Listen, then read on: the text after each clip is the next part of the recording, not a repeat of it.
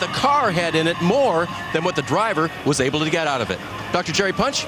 21-year-old Austin Dillon has been very impressive in his first 2 full-time starts as a NASCAR Nationwide Series driver. No, not just the back-to-back top 5 finishes at Daytona and Phoenix, but the poise and composure he has shown in the car. He's refused to overdrive the car or be over-aggressive in traffic. Today he hopes to get a win here as a rookie, just like he did in the Nationwide Series. Let's go trackside for the command. Race fans, it's time for the most famous words in motorsports. Here to give the command, please welcome our Grand Marshal, Oscar Goodman. Ladies and gentlemen, start your engines. If you have the 3 digital, get on there and see if you can transmit. Go ahead and get ready. Fire it up. Yeah, fire in the hole. You got me? Go ahead and fire it up here, Austin. Yeah, give me another one. 10-4. You got a copy? 1, 2. Channel that and see if you got. It's a pretty fitting way to start a race in Las Vegas. Thank you very much. Samstown 300 about to get underway. Fans, remember to check out Race Buddy, enhanced coverage for select NASCAR Nationwide Series races with more cameras than ever. Log on to NASCARNationwideSeries.com/RaceBuddy. Our ESPN in-race reporter today is Elliott Sadler, the early season leader in the Nationwide Series. Sadler enters today off a huge victory last Saturday in Phoenix. A win in the desert Southwest that broke a long, dry spell for the Virginian, pun intended. Sadler starts on the pole today. We talk with him and go racing next.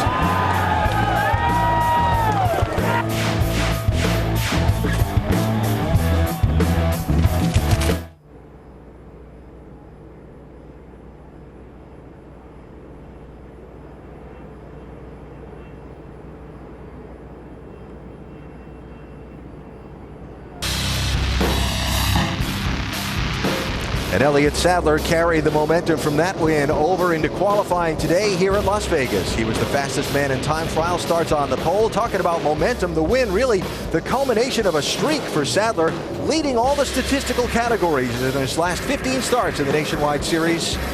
Again, culminating with that victory at Phoenix last Saturday. As we show you now the starting lineup across the top of the screen, you'll see Sadler sharing the front row with Casey Kane. Sadler choosing, by the way, the outside lane for the start of this race, as is his right as the pole sitter. Elliott with his 12th career pole in the Nationwide Series. And you see the rest of the starting lineup now. Let's talk to Elliott, our ESPN in-race reporter for today. Elliott Sadler, Dale Jarrett, ESPN. You got a copy? Yes, sir. I got you, DJ. All right, Elliott, well, let me say from our team, congratulations on the victory last week. And our first question comes from our mailbag. Dustin in Harrisonburg, Virginia asked, how much of a relief was it for you to get the win at Phoenix after so many close finishes last season? Well, it was definitely a big relief. Can't stand up for my team and Richard and everybody at One Main for giving me this opportunity. Man, it was an awesome win. It gave me a lot of momentum, too. I think some of that is carried over to this weekend. Hey, Elliott, we've heard a lot of talk from a lot of drivers about a couple of things. The new tire that Goodyear has here for you and the bumps around this racetrack. How are these two things going to impact the way that you drive this racetrack today? Well, we don't know a lot about the tires. We know they're going to wear a little differently. We don't know how far they're going to fall off, so we don't know about pitch strategy yet as far as 4 tires or 2 tires. The bumps are definitely a big part of what happens here at Las Vegas Motor Speedway going into turn 1. And that's why I've chosen actually the outside, because it's less bumps up there. But should be a good race. Thanks everybody at home for tuning in, and I want to thank all the men and women for the armed forces that serve our country each and every day, man. It's your bravery that makes us and lets us do what we get to do each and every weekend. All right, Elliott, well said. Have a great race today. Now, Andy's going to talk to your crew chief, Luke Lambert. Hey, Luke, Andy Petrie in the booth. You have us? Yeah, I got you, Andy. How you doing, bud? Hey, pretty good. We just heard Elliott talking about getting that win after a long dry spell, but this was your first victory as a crew chief. Tell us how it felt. That was really exciting for me and the whole One Main Financial team. It was a really neat deal, and really proud of all the guys. Yeah, man, we saw how you gambled last week. We're in Vegas. So what kind of gambling are we going to see down there on that 2-pit box? Well, I mean, the gambles are kind of different every week, so we'll just have to see how it works out this week. Depends on what the tire wear and the fuel usage is. And, you know, sometimes what looks like a risky call home may not be here from the box. All right, Luke, well, good luck with anything you try today, and hope you have good luck. Thanks for talking to us. Thanks, guys. Spoken like a crew chief. It's a calculated gamble. Yeah. He's not going to tell us what he's going to do, though. Yeah. Heard from the driver, heard from the crew chief, the rear tire changer for Elliott Sadler today. Jake Lind is going to carry us over the wall into action for him. What's the sign there? Happy birthday, Jessica. You got it done. Have a great race down there today, Jake. We appreciate you carrying our camera. Yeah, that apple doesn't fall far from the tree. His dad Will then worked with the 3-car back in the day. Onboard camera views for you today. Some great ones. Elliott Sadler on the pole with our nationwide insurance camera. Austin Dillon, good one to possibly win. The American ethanol camera. Danica Patrick with GoDaddy.com. Mark Martin in the Goodyear camera. Brad Keselowski in the Dodge with the Dodge camera. Casey Kane on the front row. The Chevy camera. Trevor Bain has got our Ford on board. And Kenny Wallace with the nationwide insurance camera. All getting set to go. So, 1.5 mile track today for 300 miles. The math says that's 200 laps. It's a fairly grueling race. Yeah, it's going to take its toll, and kind of warm here today, but you see the progressive banking. The drivers love this track. I expect the groove to widen out quite a bit, and they're going to use all of that 20 degrees of banking to their advantage. Yeah, and you see that 60 laps in that pit window. We may see that tried today. We saw it last time. Mark Martin went 60 laps to win the last one. One spot to watch today on the racetrack. Turn 4 as the drivers come up off of that banking and transition onto this front stretch. That exit of turn, you already see some of the skid marks in there for the weekend. That's a tricky spot. Yeah, it really is. You need all of the racetrack because you get back to the gas so early and carrying a lot of momentum out of the corner, and the track flattens out pretty quickly there. You have to be careful not to get into the wall. Yeah, now you'll see some drivers touch that wall. We've seen it this weekend, and that is where the momentum carries you, and it flattens out fairly quick as fast as they're running here. So a place to watch for the ongoing of those 200 laps today.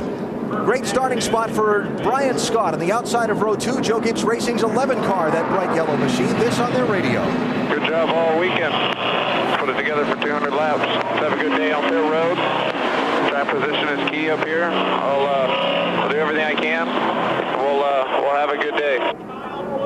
Yeah, I talked to Brian Scott earlier this week, and his confidence is extremely high for this race. They got a good car. Good crowd on hand, great weather, and we hope for a very exciting race. A race that's featured some really interesting twists of plot near its finish in recent years. Pit strategy will be huge. A winner, well, yeah, there are some favorites in the field, but it's hard to make the call for sure who's going to take the checkers first. It really is, and I think this is another day that we can see what you might call an upset. I believe it's in the making. A lot of young drivers very hungry. Pace cars off. Elliott Sadler to the left as you look at it. Casey Kane to the inside of the racetrack. We're set to go for 300 miles at Vegas.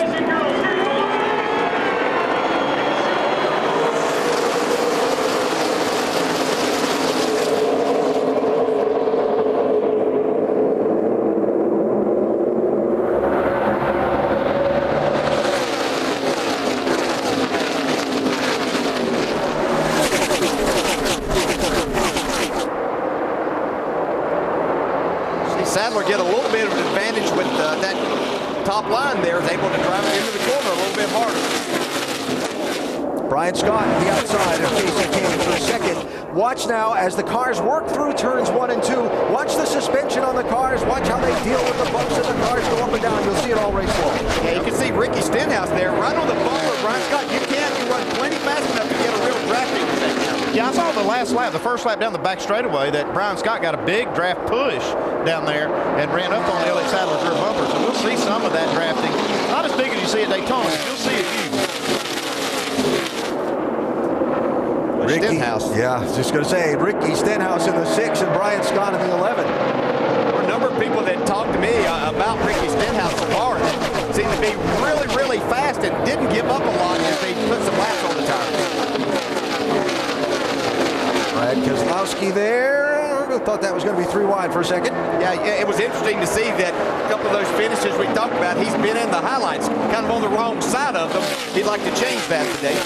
In the woulda, coulda, shoulda department? Yeah. He woulda, coulda, shoulda won a couple of these things in the last few years. I was talking to Justin Allgaier earlier. He said that they could run in their practice runs even 2 or 3 laps without ever lifting the throttle. And they were expecting to qualify, did qualify with the throttle flat all the way, but even in the race, they said they can do that some. A lot of grip. Keselowski in the 22, Mark Martin in the 18 behind him, just ahead. This is the race for second, 33 we ride on board with, and he's getting challenged there by Justin Allgaier in the 31. Yeah, you heard Dr. Jerry Punch talking about Austin Dillon and the job he's done these first 2 races of really not getting himself into any bad positions. Backing out, letting the race come to him, and has got himself in the 2nd spot in the points right now. And at 31, Allgaier, driver and team with confidence. Yeah, you can see just down that back straightaway how rough the track is. That left rear tire on Austin's car just bounced it up down over the bump. Yeah, it's not just in the corners that it's rough. The roughest part is the entry to turn 1, but most of these drivers, unless they're side by side, they're going to try to be around that going into turn 1. You see right there, the 31 of Justin Allgaier hit those bumps a little bit, and it'll really make the car weave back and forth, almost to the point of being out of control. You just have to get out of the gas. You can see he loses a spot to Frank Desvaldo. That's 6th position there that just changed hands.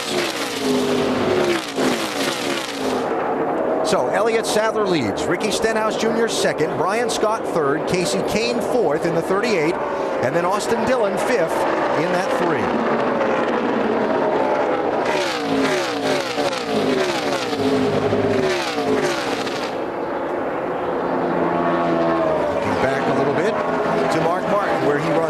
Position in this 18 car, just ahead of Brendan Gaughan in the 33. Yeah, you see Mark's car really wiggle getting in the corner.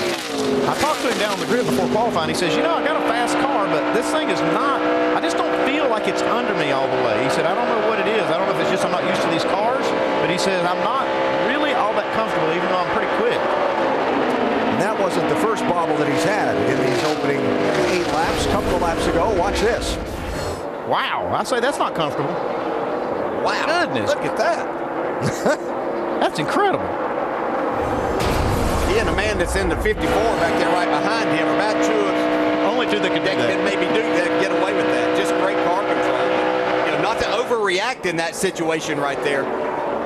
54 really, being really good. Kyle Busch. Yes.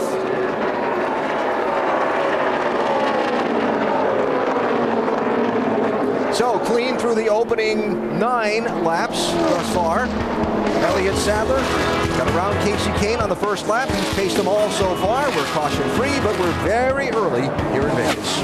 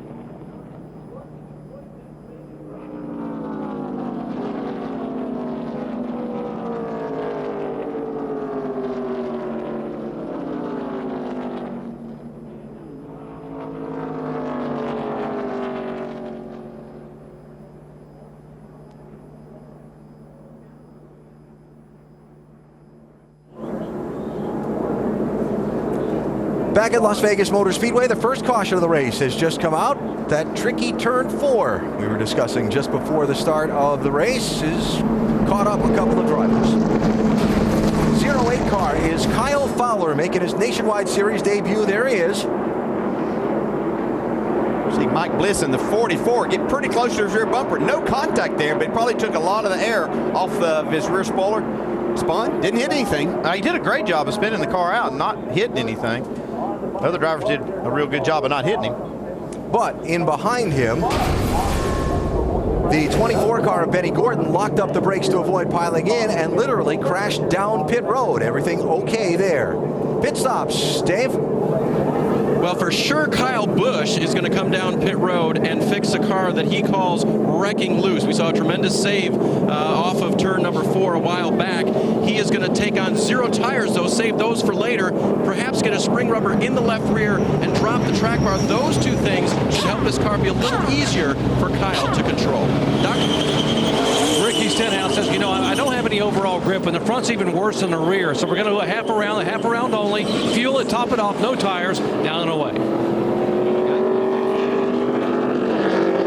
All right, a mixture of strategy there. Some of the leaders came down the pit lane, some did not. As we work caution for the first time in this race. Remember we were talking about Mark Martin making that great save? Here's Kyle Busch. Not to be outdone. Oh, man, big save. And then the accident happened behind him. That's put us under caution.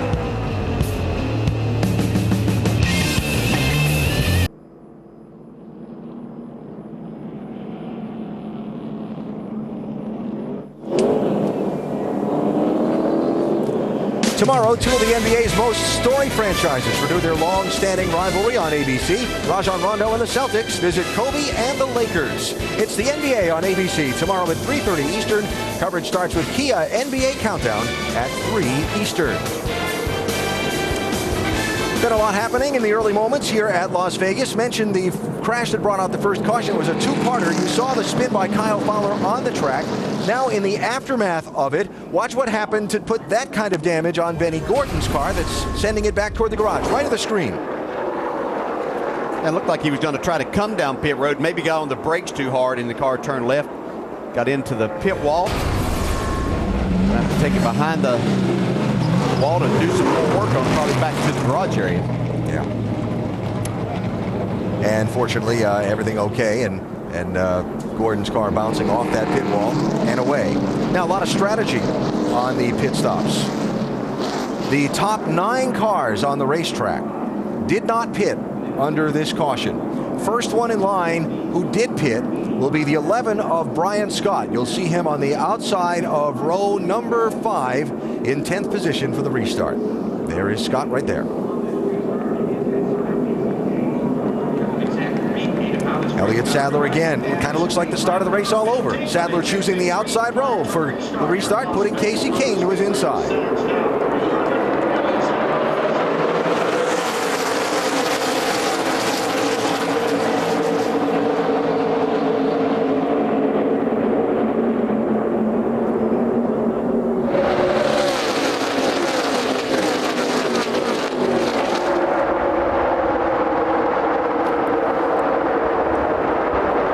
And shoving in that initial get-go on the restart. You can see how Sadler makes that outside work a little bit better, being able to carry momentum. Whoa, close to come wall right there. They're getting off the turn. That was Stenhouse in the 6. Had his hands full. You see Keselowski utilizing an apron in the tri-oval. You see that quite a bit. Looks like Stenhouse maybe got against the wall getting in. He's sure blowing some dust off up there. He's going to make a new groove for himself. So they're 3 wide. Kyle Busch in the 54, Austin Dillon in the 3, Stenhouse in the 6. Now Stenhouse to the outside of Mike Bliss in the 44. You can see Stenhouse carried so much momentum through that corner on the outside. Just going to ease right on by this 11 car of Brian Scott. Well, it looked like he was. It's like Brian wants that high lane. A number of these drivers talk about lack of grip. I think it has more to do with this new tire. It's a softer tire. We've seen higher speeds than what we have seen here in the past, but I think it's going to go away a little bit more on them. Really going to put a premium on handling here, which is the way that it should be. Some of the cars that made pit stops here, overtaking some of those who did not. 27 car, got his hands full. J.J. Yaley. Buscher there makes it 3 wide, utilizing that apron. Cole Witt there in the 88. He had a little accident in practice yesterday off of turn 2. got in the wall, but they were able to repair that car. That's Buescher, the Daytona winner, in the 30 car there. Fourth place here, Mark Martin 18, Brad Keselowski 22.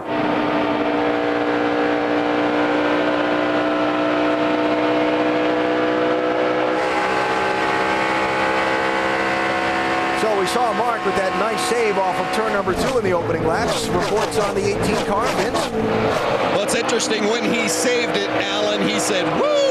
Maybe the understatement of the race so far. He said, we're kind of loose. But he told crew chief Adam Stevens, I think that the track is going to tighten up, so we're going to be okay. I'm no worse than the others around us, but there's very little grip. If it does get better as the run goes on and start to snug up a little bit, look for Mark Martin to go to the front, Alan. That's one thing Mark told me down on the grid for qualifying. He said, I just don't really know how I need this car to handle to get started in these races. He said, every one of these nationwide races I've run, I've been too loose.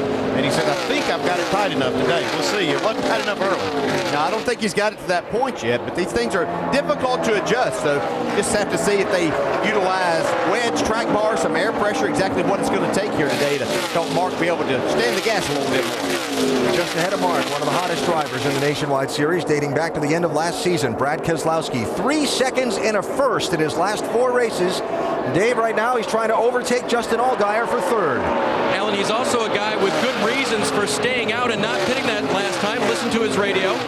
What's weird is I see these guys, like, I had that 3 car in front of me and a couple other guys, even Casey, that would drive into 3 and they would drive into a push really bad. They'd drive it empty and they'd run up the hill about 2 car width, and it's like their car would just, as soon as they got to that second car width, turn again. And I don't feel like mine will do that. So no big push going into the corner, no reason to stop right now. Brad very happy with the 22 car.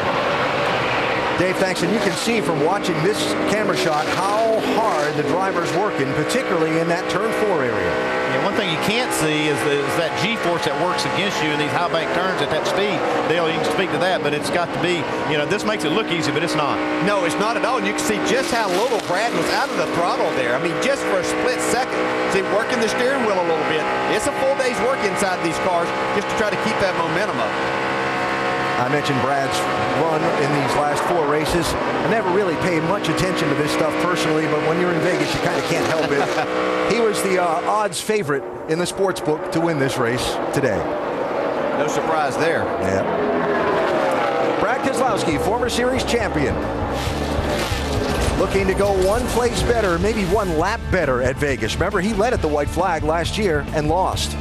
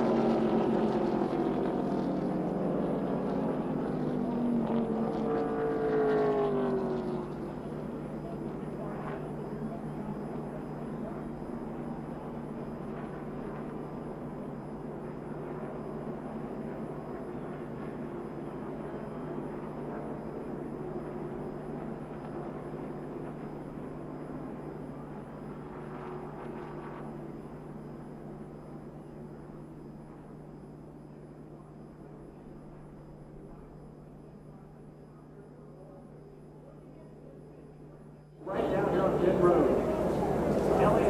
First to the cars with car number 2, Casey Kane follows suit. See Brad Keselowski. Under caution at Las Vegas, Kyle Busch has just driven his car into that garage stall number 5 after a crash on the backstretch. Pit stops for the leaders, Vince. Mark Martin comes in fourth place. Upper left of your screen needs it to be tightened up. They're going to make an air pressure adjustment, a round and a half, a wedge, and 4 tires. Jamie? Casey came below him in the 38, said the right rear keeps stepping out in 3 and 4 and loose. They're going down on the track bar, 4 tires. Dave? Most recent report for Keselowski. Car wants to spin out off of turn 4. Tight landing on both ends. Air pressure adjustment. Doc, he stalls it. And there he goes. Elliott Sadler getting 4 tires as he gets loose up off, trying to take some air out of the front. Track bar adjustments, and I'm overheating the right rear. Get some weight off the right rear, half a round away again, the left rear. Guys? Keselowski losing 4 spots. And a little change of lead on pit road on the stops.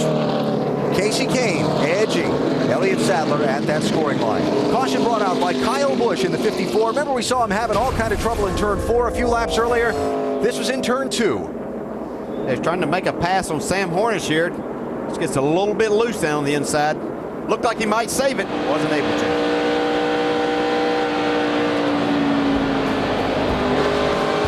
Watch it. Stay high. Come on, clear all around. Out.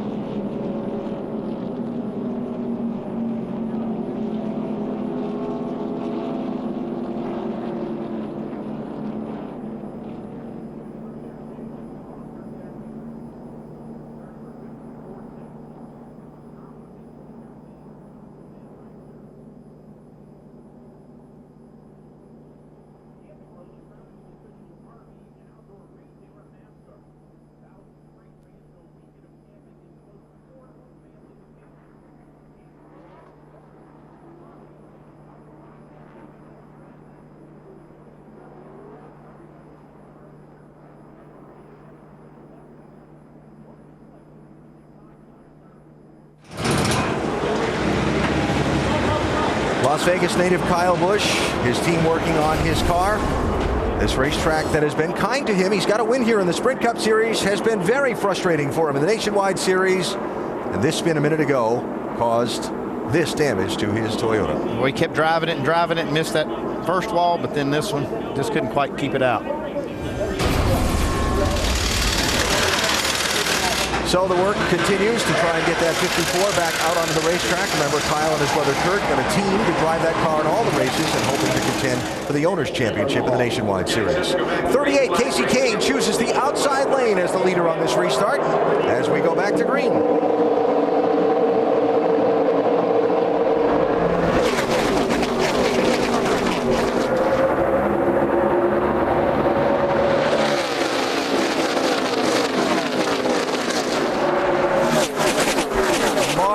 Makes it 3 wide on the backstretch.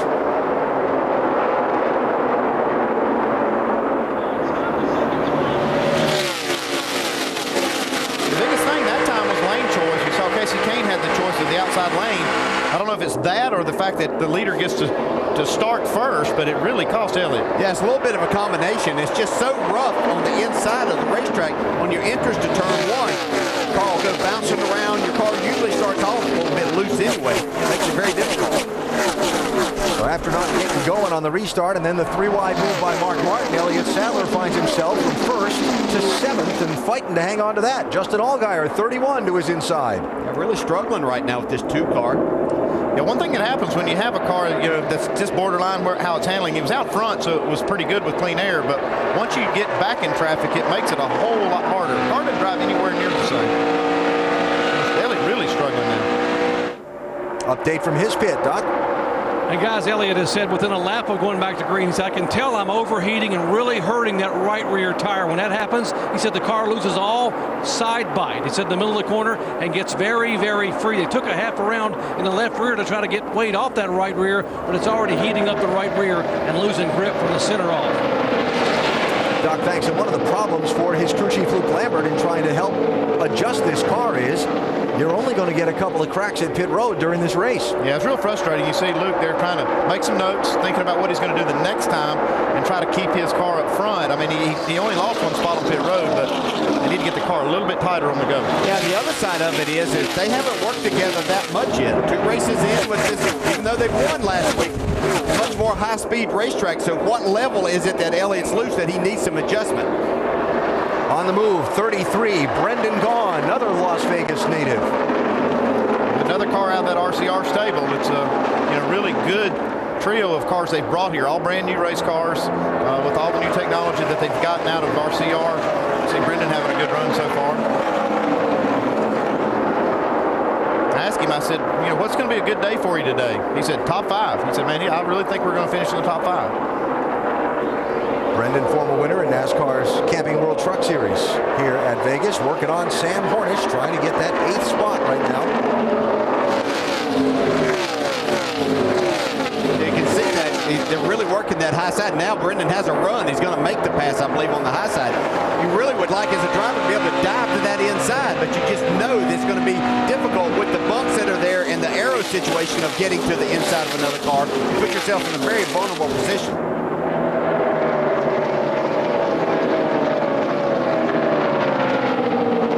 Surprised at listening to all of these drivers. I mean, it almost seems to a driver that everybody's talking about being extremely loose here. Yeah, we've seen several times now these guys get to about the start-finish line on the front stretch, like Elliott Sadler just did on Sam Hornish, and it almost looks like a slingshot in the draft. They're getting running around the outside or trying to find running room down to the inside in this part of the racetrack. You're talking about cars being loose, Dale. I talked to Luke Lambert in the garage. He was saying he was real worried about their car being too loose entering the corner. Looking at all their tire data and the way this tire does react and the way the track is being, he said it's going to be really hard to keep the car tight enough to get in the corner. Like Mark Martin made some headway on his car right there in third spot. We saw how loose he was in the car. Yeah, how about Brian Scott up there in second? He's actually starting to run. Casey came down just a little bit. Great run for him so far. Talked to Brian earlier today, and he was very confident. He thought they really had something special for today. Yeah, he kind of stopped short of saying he was going to win, but you can see it in his face that he felt like he had a car that could do that. Update Danica Patrick in the 7 car. He's working hard in there. You see him working that bottom groove over those bumps. Vince? One of the things that Tony Erie Jr. told me just before the race, he said, we want to make sure it's not loose on entry because Danica loses confidence when she can't get it into the corner, and that's exactly what they've been dealing with, a very loose car through the turns. They made a wedge adjustment and also put in a spring rubber in the left rear on that last pit stop, Alan. All right, Vince, thanks. Yeah, and she's not the only driver out there who loses confidence when that thing's loose into the corner. That's the hardest situation as a driver to try to overcome. Picked up a spot there around Joe Nemechek, up to 19th. Front of the pack, 3rd place. 18, Mark Martin, being challenged and pressured there by the defending series champ, Ricky Stenhouse Jr. in that 6. Oh, got him really loose right there. Mark Martin had to slide up out, get out of the throttle, give the spot away. He didn't give it away. Ricky Stenhouse took it, I should say. And Keselowski in the 22 through Mark Martin as well. Let me ask you this, Dale. Do you take exception to that when a driver really loosens you up? Looks like you do it kind of on purpose to get the spot. No, that's part of it, you know. That's one of the tools you have as a driver. Now, if he hits you, that's one thing. But getting up there and using the air, you know, that's all fair game.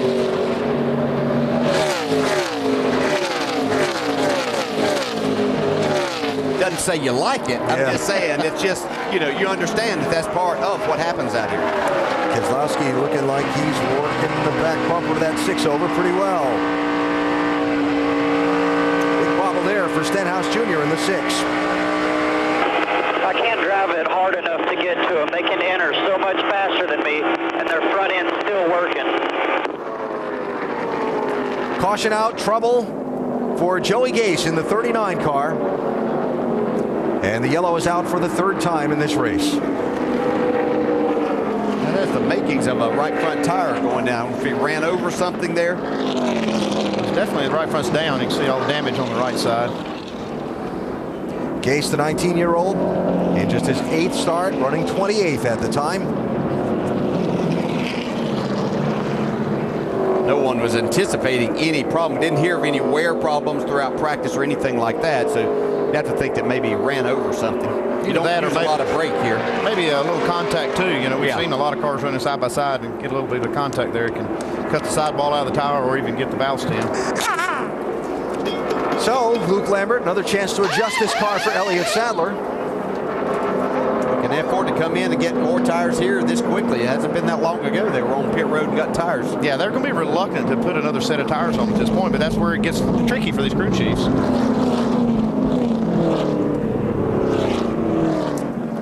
And a look back at what we can see of what happened to Joey Gase. It's already happened here. You can see up against the wall and the safer barrier. Usually, like you said, that kind of an incident means something happened on that right front going into the corner. Well, whatever happened, they've got a lot of work to do. They've got some suspension damage and probably end up having to go behind the wall to fix it. All right, let's tidy up a couple things. You talked about taking on tires. If you're new to NASCAR, Nationwide Series teams are limited to a number of sets of tires that they can run for the entire weekend. Teams start the race today with 1 set on the car and 4 more in the pits that they can change during the course of the race, something NASCAR does to contain costs. Tires cost money, and teams will spend a lot of money. And you'll exaggerate the difference between the haves and the have-nots if you let it be unlimited. Yeah, we might just see some fuel and adjustments on these cars that need tightening up a little bit. Yeah, I like staying out. You see right there, Casey Kane staying out. Even staying out at the last second decides to stay out. First one to head for the pit lane. Justin Allgaier, the 9th place runner. 3rd caution out. Still early at Las Vegas.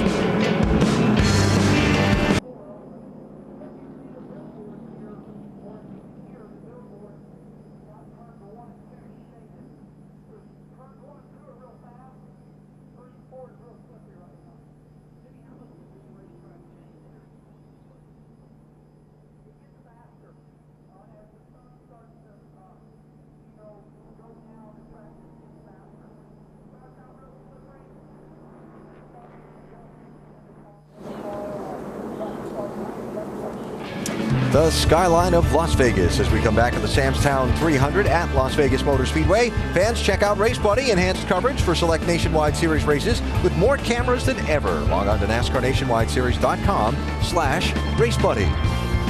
While you're on the computer, if you want to join in the conversation, follow us on Twitter at NASCAR ESPN. Lots of interaction with you during the course of all of these races and race telecasts. Last time, by the way, I mentioned what kind of an airplane it was landing at a nearby airfield. I got all kinds of Twitter messages telling me, no, you got it wrong, so I'm not going anywhere near that one. What was that one, Alan? I don't even know. It's a big one. Big one. Yeah, that's it. Brad Keselowski, Radio Communications. This you'll find interesting. Did you see how Ricky got by Mark? Yeah, that wasn't very cool. Okay. That's what I thought. See what kind of memory Mark has on this restart. He'll be right behind him. Yeah, I didn't think that was cool. There wasn't anything wrong with it. He never touched him. That's your Mark. Well, you got to expect this. Guy knows you're a little bit loose. You're having a difficult time getting around him, so it's what you use. Air's the one thing that you have to use. It's free. He did it. It's free. That's right. This will be a good view. Mark Martin's back bumper. 3108, good lap.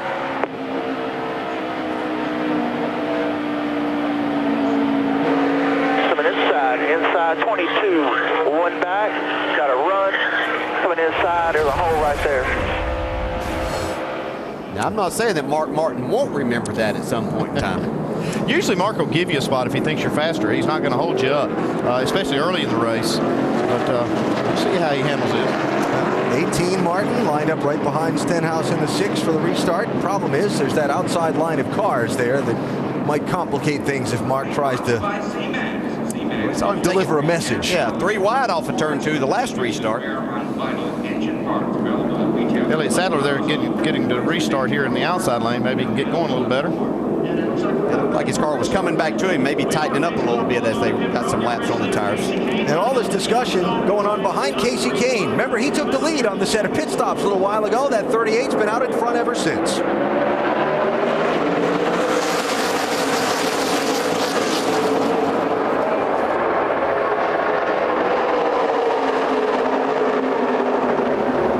Scott in the 11. Can he get clear of Kane and take the race lead? He's all clear on the back straightaway. First time we've seen that, somebody on the inside take that. But I tell you, those guys in third and fourth were on the go right then and actually pushed Brian Scott. I'll tell you, Brian Scott in that 11, he's got looked like a real good horse under the hood of that car today. Watched him on the straightaway. Been really fast, and that restart really showed it.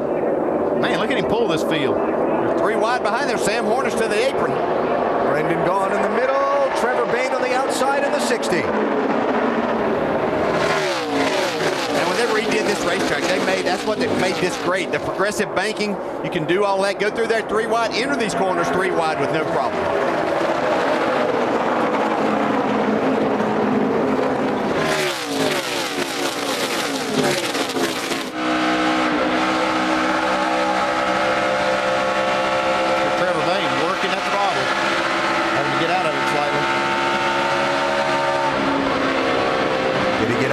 Sam Hornish a break, or did he get out of it to give himself a break?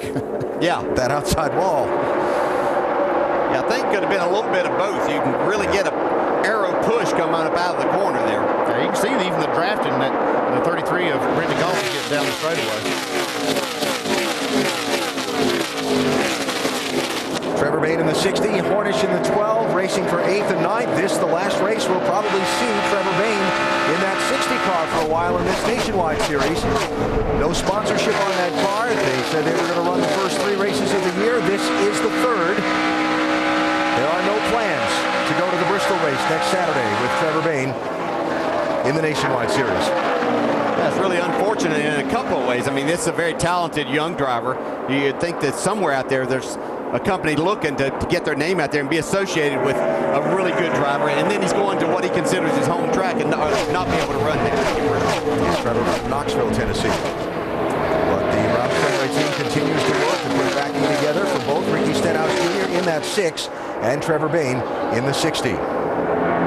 Stenhouse, so fun to watch. He keeps that car just so much on the edge, especially at these high-speed tracks. Not afraid to take it anywhere. I mean, he'll take it right to the edge of the groove. Right here, he's just holding off that 22 of Keselowski. Just joining us for a quarter of the distance into today's NASCAR Nationwide Series 300-miler at Las Vegas Motor Speedway. Up front for the lead, Casey Kane in the 38. Brian Scott in the 11 go at it side by side. Elliott Sadler started on pole, led most of the early going of this race. Kane took the lead on a set of pit stops, and then has been challenged by Scott since this most recent restart. Now Kane getting the lead back from Brian Scott in the 11 car. So Brian, right as they went into turn 1, looked like he almost touched that wall getting in. Yeah, I'm not sure he didn't get a little piece of it. Trying to really arc it in. I saw some sparks flying. Something was lighting it up. He's cleaning that outside groove off for sure. Here's Elliott Sadler in the 2, trying to pass his Richard Childress teammate Austin Dillon in the 3. Sadler shuffled back to 7th after losing the lead on that pit stop and then having some trouble in traffic on the get-go. Yeah, it's a difficult situation. If you got a loose race car, you saw he got the position on Austin, but being down on that inside, getting in the corner, didn't look like he wanted any part of that. No, you're exactly right. That's just what you can't do. You've got a loose car already, and then you take some air away from that spoiler being beside another car. You just can't drive it off in there. You can, but you're probably going to crash. Okay, so what's he going to do? He's going to keep working Austin until he can get on the outside of him, getting in the corner? I would say that's something that he's going to get, maybe try to work him hard, get to him, and probably through the tri-oval is the best place that you can really get a nice run and get to the outside. So this is how we race teammates. Yeah, it sounds like he's not real happy with not being able to take that spot from Austin. We're supposed to be teammates, and what do you do in this situation? I got to think if Austin thinks he's faster, he's not going to let him go. Your teammates, but it's still every man for himself on the racetrack, or every woman for herself as well. Danica Patrick in 18th position right now, by the way. Joanna Long is in 22nd. Kyle Busch, work continues on his car back in the garage after a crash early. Casey Kane out in front. Just past a quarter distance today here in Vegas.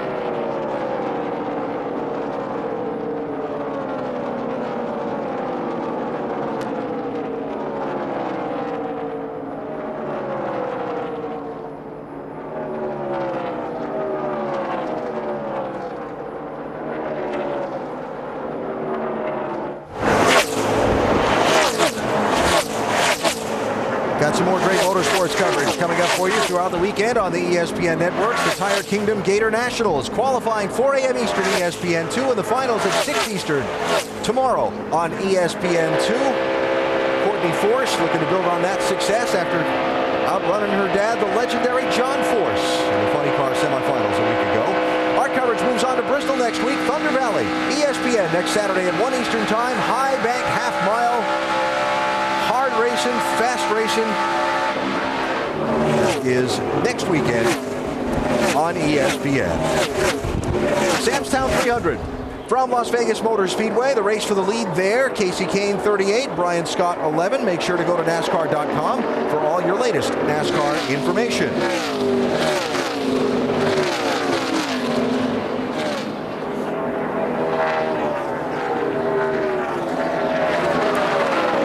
Cars on the lead lap. We've had 3 cautions so far. A Kyle Fowler spin in turn 4. Joey Gase hit the wall in turn 1. And Kyle Busch with a spin off turn 2 into the inside wall.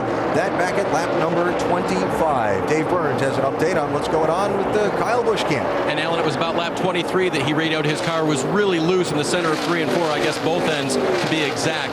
The team says that the suspension wasn't really damaged too badly on the car. A lot of sheet metal damage, and the rear end only moved over a little bit. So they're putting a new rear deck lid, new spoiler on, and going to get Kyle back out onto the track. You already mentioned earlier the reason why he and brother Kurt running for the Owners' Championship. NASCAR officials looking on to make sure this car is safe for both Kyle and the other competitors before he leaves the garage.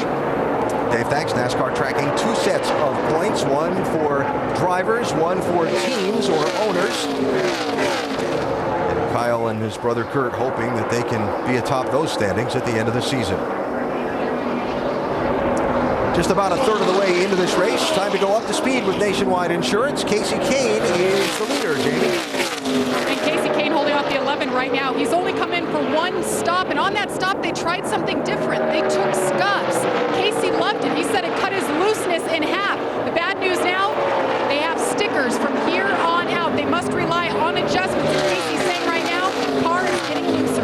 Vince? On the heels of the leader is the 11 car of Brian Scott. He led 5 laps earlier. One of the few drivers that hasn't been complaining about a real loose race car. In fact, he says he's been a little bit snug and pushing the nose, but it's now starting to turn a little neutral. Dave? Brad Keselowski right behind him running third. His car was tight on landing and a little loose in the corners. They made an air pressure adjustment his one time down pit road.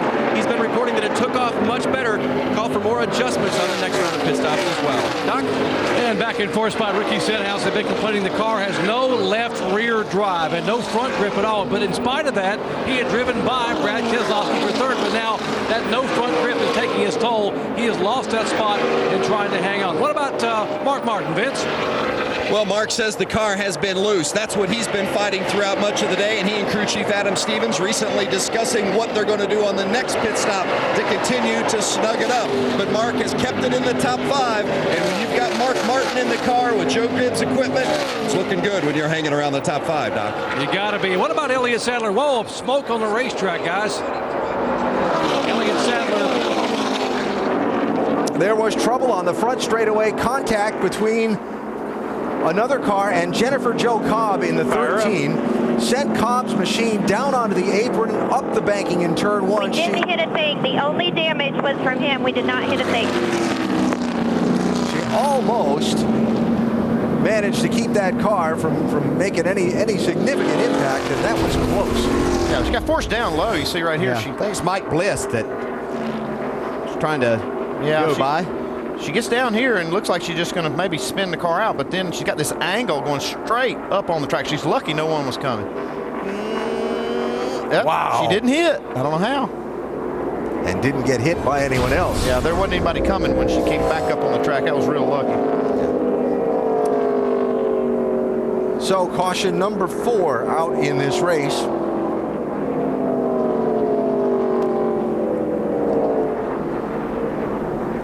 And that one could have been a whole lot worse. There are a lot of options for things to hit there. The inside wall, the outside wall, other cars, and that one all worked out. Mike Shiplett, crew chief there for Casey Kane, told me he hoped this race had a lot of long green flag runs. Toward the end of that long run, Brad Keselowski was starting to run that 38 down. Yeah, they're probably going to make an adjustment on this car of Casey Kane because that 22 of Keselowski really was the strongest at the end of that run. And the leaders will all pit here. Just about at the 1/3 mark of the race. Vince? Well, it's been a good run so far for the 11 of Brian Scott. In fact, he says the car's really pretty good, but he'd like a little bit more stability. So a half round down on the track bar, 4 tires for Brian Scott, Jamie. Casey Kane said his car was getting looser, wanted a bigger adjustment, going down a round and a half on the track bar, 4 sticker tires and Sunoco fuel. Dave? 4 tires for Brad Keselowski. Air pressure adjustment, awesome in 1 and 2, bouncy in 3 and 4, but gets better as he goes. Full of Sunoco fuel. Doc? Couple cans of Sunoco fuel going in Ricky Stenhouse as well. They're going to make a major adjustment here, track bar and wedge adjustment. He said, I just need an overall grip, 4 tires, and the champ's away.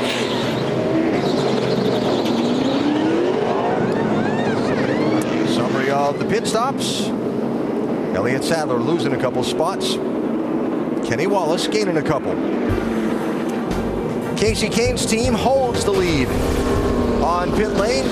They gained the lead on a set of stops earlier. Nice job, Team 38.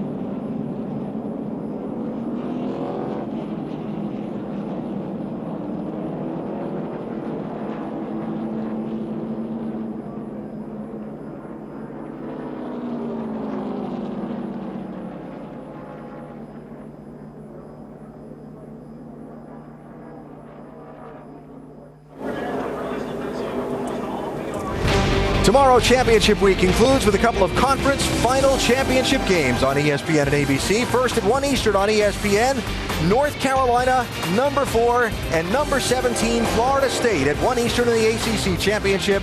Then at 1 Eastern on ABC, it's number 1 Kentucky taking on Vanderbilt in the SEC championship. Championship week presented by Dick's Sporting Goods on ESPN, ESPN3, and also streaming live on WatchESPN.com and the Watch ESPN app Sunday. Looks like we won't see a Duke Carolina rematch, will we? No, got a little battle in the booth up here with Florida State boys. Let's go 7-0. I like. Kentucky had a tough time with Florida today. Just pulled that one out at the end. Yeah. Fascinating games to watch all week. Oh, it's getting great. Yeah. And those will be a couple of good ones to see tomorrow. Casey Kane holding the lead on the pit stops. Brad Keselowski to his inside as we go back at it.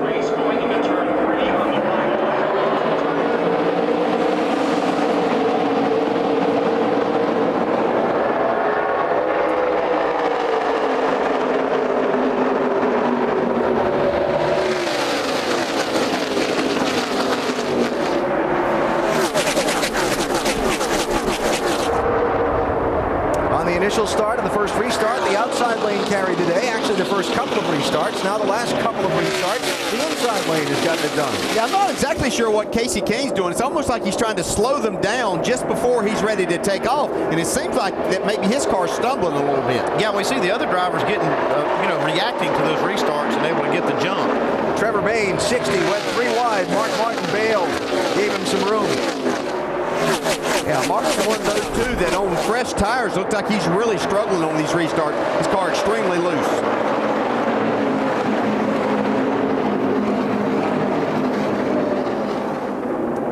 See Cole Whitt in that 88 doing a nice job here again today. Yep.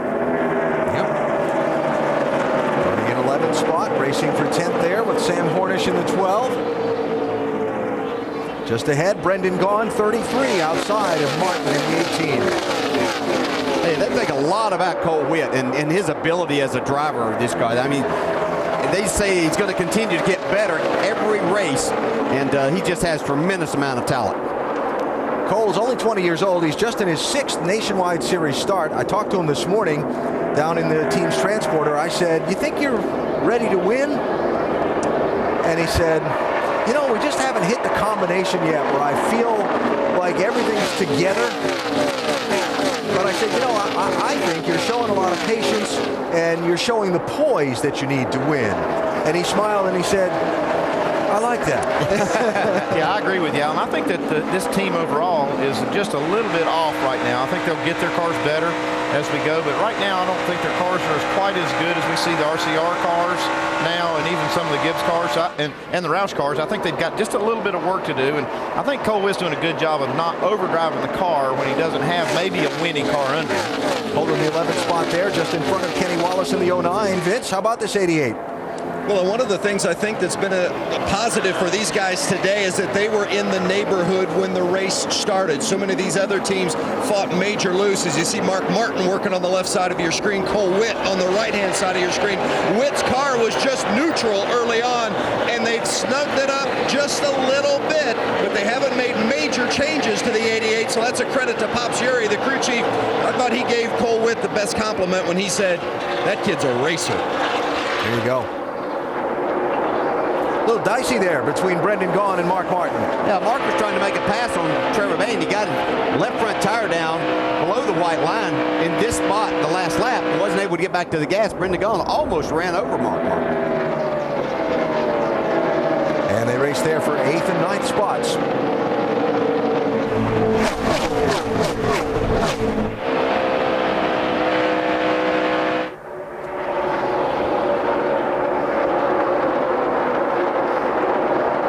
Really giving Mark a fit. Looks like Mark's car is just a little bit quicker. Just Brendan's using that outside lane to his advantage and that momentum. Pretty good motor in that 33 too. There you can kind of see that as it exits the corner. Yeah, that outside lane will, and that momentum will make the motor look good. But I'm with you, Dale. I think they have really good power in the hood of these RCR cars. Inside the car. He's got a kind of a different way of holding the steering wheel. He moves his right hand over when he gets to the corner. He kind of uses his elbow as to kind of brace himself in the car. You can see he uses an elbow pad on that right arm.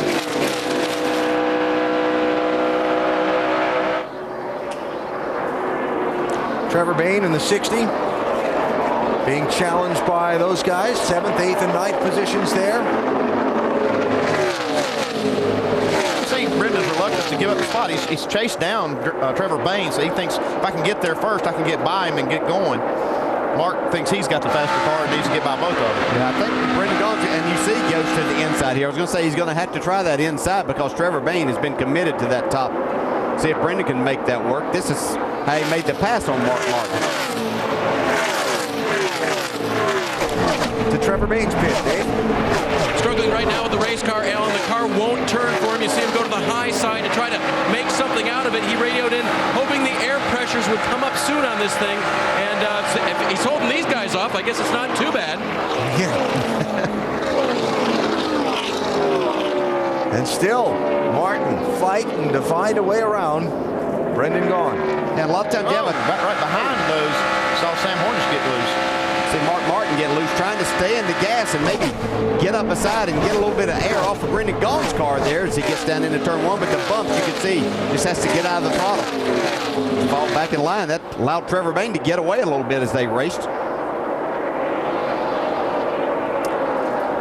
So watching this racing going on back in the pack, while up front, on that restart from the caution a minute ago, Brad Keselowski got by Casey Kane and has since driven away to a lead of 1.5 seconds.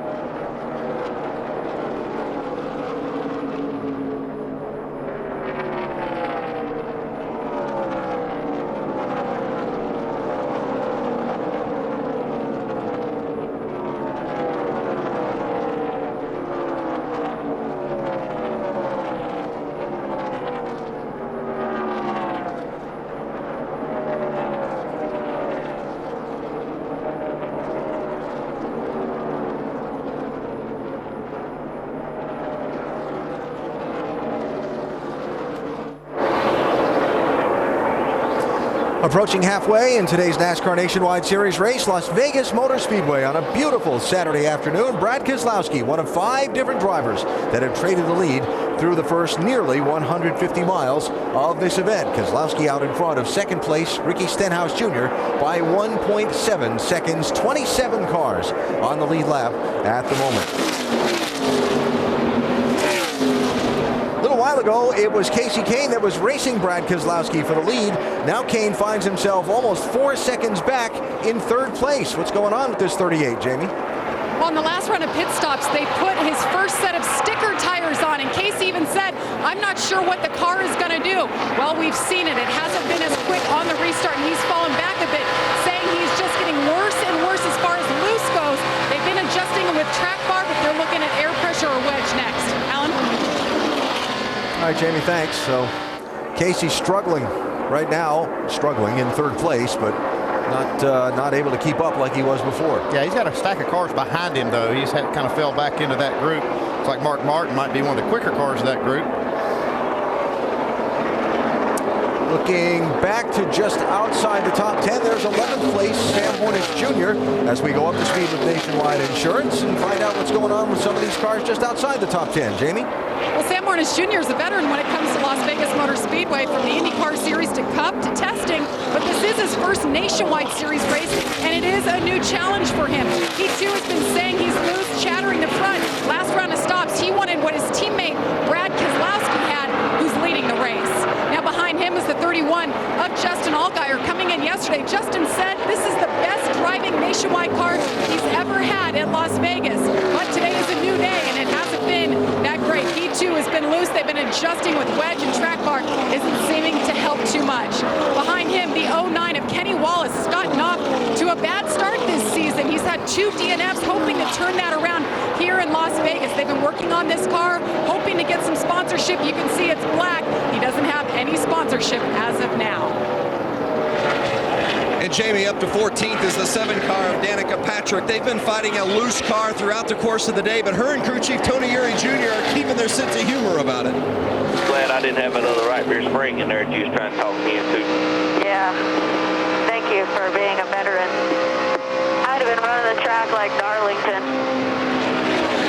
It was mean loose early, and we've got a crash. It's Brian Scott, Alan. Vicious crash. Scott's car turned up into the outside wall in turn number 4 hard. Yeah, it looked like he'd been struggling with his car. He'd lost a couple of spots. It looked like he might have gotten really loose. He was running 6 at the time, but it started to get loose, and he tried to correct it. Yeah, that was that group of cars that had kind of gotten together there with Kasey Kahne and Mark Martin in that group. There's a lot of cars racing for spots. It looked like he split it down. That was a hard leg. Man, that was hard. See Brian beginning to extricate himself from the car. Boy, that car took a hard right. Yeah, it just doesn't take, boy, we talked about these cars being on the edge, and seen a few of them step out and some drivers be able to catch them, but you just overcorrect a little bit too much, and this is exactly what happens then.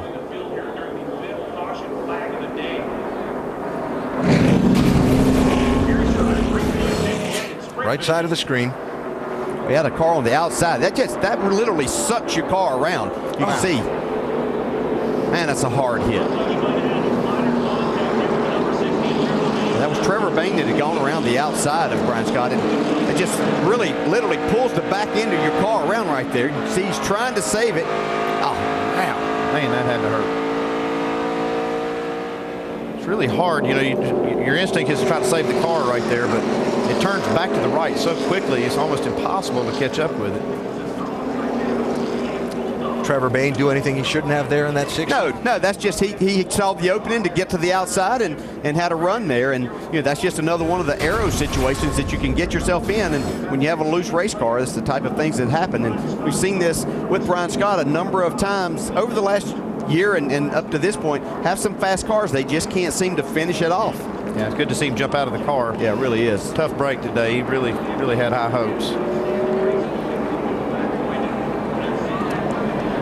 So the crash coming just as we approach the midway point of the race. The pit lane is going to be open this time for... they just changed their mind on that because they have an ambulance driving across the front of the opening to pit lane. to take Brian Scott for the mandatory trip to the medical center for a checkup. See, they're going to keep it closed one more lap. Well, what they're going to do is they're going to bring the cars down the pit lane so they're not driving through that debris field where Scott's car slid across from the wall to the apron, and not allow the cars to stop in their pit boxes. Just give the safety and cleanup workers a little room to get this debris picked up. Last thing you want to do, right, is put on a fresh set of tires on the pit stop and then go run through all that metal while they're trying to clean it up. Yeah, especially when you're only limited to so many sets of tires. You don't want to use one up running over some debris. So even though the cars are coming down the pit lane, if you stop in your pit stall here, you're going to have to go to the back of the pack for the restart, and no one should be doing that. Yeah, NASCAR very aware of the situation that nobody's close on fuel here, so they can take a little extra time, make sure that they get all of that cleaned up, and then we'll have a very clean track as they put these fresh tires on.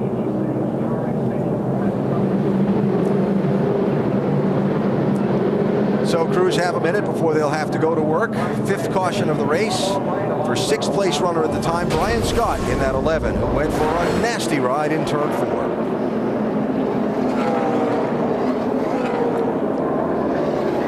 You see that right there, that kind of leg, that safer barrier has really done a lot to reduce that energy that the driver absorbs in this kind of a crash. Yeah, safer barrier and the Hans device, two of the best things that ever happened in this sport.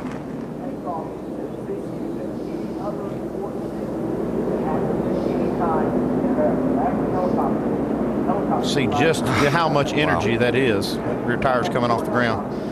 Let's go down to Tim Brewer in our ESPN Tech Garage. Tim? Andy, when that car pulled to the outside, what happened? The airflow that's coming down the right side of the car is all affixed to the rear spoiler right here. But when the car pulls to the outside, what happens? The air comes around that, alleviates all the downforce off the right rear of the car. Another contributing factor, the left rear spring, they're running very little left rear spring in the car, but a tremendous amount of right rear spring. And when you're going through the corner, after the air pressure builds up, it really abuses the tire, because this spring is about 1,000 pounds, and it only suspension. The deflection is sidewall of the tire. It really abuses that thing. And when you're on the borderline getting through there, a little bit of air off the rear of the car really upsets the car. Alan? Hey, Tim, you bring up a really good point. You know, these cars are designed to go left only, and that's, you know, when they do hook to the right, it really is violent, and they're not designed to do that, and it's really hard for the drivers to keep up with it. See, the car's still coming down pit road, but it is closed still. Good demonstration of the ever-evolving race car, the rolling science project that these machines are. How can you make it get ultimate grip on all 4 tires through the corner and go through those turns faster than the next guy? Even though the cars are coming down the pit lane, the pit road is still closed, so no stops here for the leaders. We'll come back and cover them in a minute as we approach halfway at Vegas.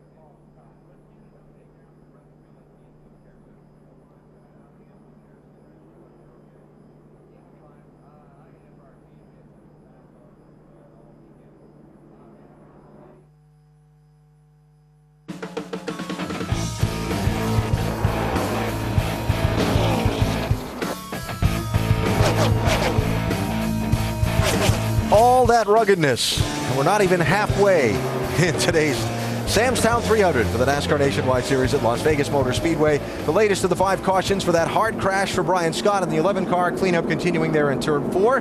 The pit lane opened this time as we come to the midway point of this race. Brad Keselowski going to lead the front runners down, and this time it'll be for service. Vince, your guys will hit first. Well, the 4-time nationwide winner here at Las Vegas, Mark Martin, been running in the top 5 all day. No tires on this stop, still trying to tighten it up. A track bar adjustment and Sunoco fuel. Jamie? And big swing on this 38 car. They're going to put spring rubbers in the left and right rears. He had trash on the grill. They think that was helping to make him looser. 4 tires and fuel. Leader Keselowski, upper right. 4 tires, no changes. Doc. This is going to be a lengthy pit stop for Elliott Sadler. He said the car is bottoming out, not quote, body slamming the racetrack. They're going to put 4 tires on, then they're going to raise the rear of the car. They talked about going underneath the hood of the car and raising the front of the car. Now they are going to raise the hood of the car. They're going to raise both rear, left rear, right rear. Now trying to get the hood pins off. They're going to go in and raise the front of the car. Luke Lambert, crew chief, said, Elliott, you're going to restart 20th. Last car on the lead lap. You got a good car. We're going to make it better. We got a lot of time to get there, buddy. Let's go ahead and take our time and fix it now. And again, the problem, it is bouncing on the racetrack, slamming the surface, and they cannot drive it. Guys? Jake Lind, our over-the-wall reporter, with the close-up look at the work being done on Elliott Sadler's 2 car. A little strategy played by some on pit road. You saw the Mark Martin stop. We'll talk about it when we come back.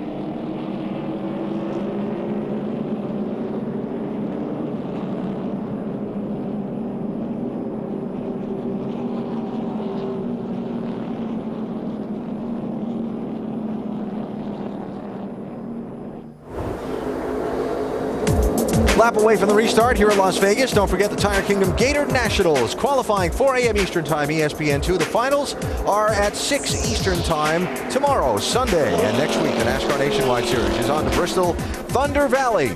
Need we say more? A little hard-nosed short track racing. That is at 1 Eastern Time, starting with NASCAR Countdown next Saturday on ESPN.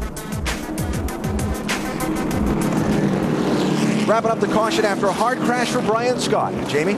He's been checked and released okay. You brought a brand new race car. It was a rocket ship for most of that race. What happened? Where'd it go wrong? Unfortunately, I just got trapped and working through lap traffic, and the 60 got outside of me. And this track gets it heats up in the day, and it's both tight and loose down there and just slick. And the 60 got around me, and it sucked me around. And you can go from a hero to a 0 pretty quick in this sport. I tried to save it when I should have just spun it out, and it ended up hooking and going hard into the outside wall. I just hate it. Everybody on our Dollar General team did a great job all weekend. We had a really fast car. We had a car capable of winning. I think that we kind of went the wrong way on the last pit stop, and now our day's over. Alan? Glad to see Brian's okay. Mark Martin, 18, the leader. White and green car outside. Justin Allgaier, 31. Fuel only on their stops. Sam Hornish Jr. in the yellow 12 took right side tires. Brad Keselowski was the leader going on to pit road. A 4-tire stop for him, and he's hot after the lead in turn 2.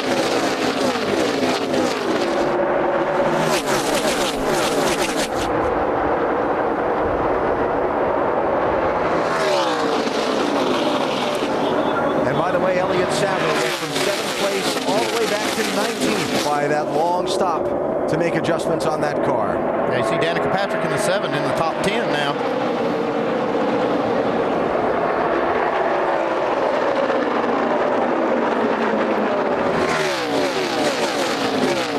Wow, that was close. Trevor Bayne in the 60 had his hands full there. Yeah, these restarts are really an adventure for these guys. They've got low air pressure. They heard them talk about how slick this racetrack is, so really have to be on your toes. Stenhouse in the 6. Dillon in the 3. Gaughan in the 33. There's Bain in the 60 and Casey Kane in the 38. Kane has led the most laps today. Shuffled back by some handling woes in that last stretch of the race. Yeah, I still think he's fighting a little bit of a loose situation here on this restart also.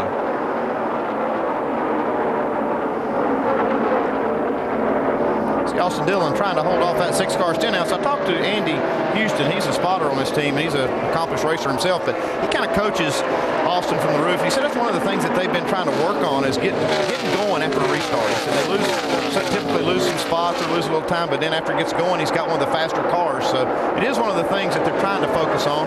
But at the same time, you got to be careful because that's where you can get in the most trouble. If you try to push a guy too hard on these restarts, you can get in trouble. And I think Austin's done a good job of staying out of trouble. Yeah, that's a good point. Speaking of somebody getting gone, Mark Martin's done a pretty good job from the start up there. Hadn't been in that position all day, but I think he likes what he sees. Well, he had one of the fastest cars in that last run, and then this track position, I like that call of just getting fuel. That puts him out front and gets that clean air, and now you can see what he can do. And it looks like it almost everywhere we go. It seems like the track position is worth more than 4 new tires. And getting your car up front. But you like the idea that he's got an extra set of tires by not taking tires that time. Well, he does. We were only halfway, too, and you were going to use up, another set right there. And really no reason to if the tire wear's good. It looks like the tires are holding up speed-wise. Even the 31 Allgaier able to hold off Keselowski, who got 4. Allgaier just got 2. Allgaier had gotten shuffled back when they pitted earlier in the race, and other people did not. And this move by his crew chief, Jimmy Elledge, basically got him back the track position that getting out of sequence with Keselowski and these other guys cost them before. And we saw how fast this 22 car Brad Keselowski was that last run, and he's got fresh tires and not able to really do anything. See Danica Patrick here trying to take a spot away from Trevor Bain, doing a nice job up in this group. She's been getting better the whole race. I don't know if they're working on her car or whether she's just getting more and more comfortable. The track's coming to their setup, but she's been getting faster the whole race. How about an update on that 7, Vince? Boy, Andy, you hit the nail right on the head. Tony Euring Jr., the crew chief for Danica Patrick's been tweaking that car every time through on the pit stops, various chassis adjustments. It was wicked loose early on, but it's gotten better as the race has gone, and Danica's happy right now running in the top 10. Looks like her teammates gotten better too. You see Cole Witt put a little pressure on her. Here's for second place, Brad Keselowski, 22. Going to get the run on Justin Allgaier and get the spot.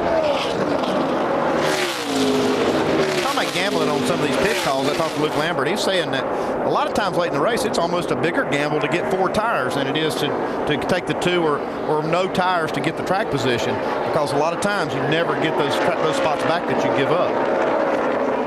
Because having these tapered spacers on these engines makes it more difficult because they have that lack of horsepower. So it makes it difficult when you get yourself mired back in traffic. That aero becomes a much bigger part of it. Ricky Stenhouse Jr. in 4th position in that 6 car.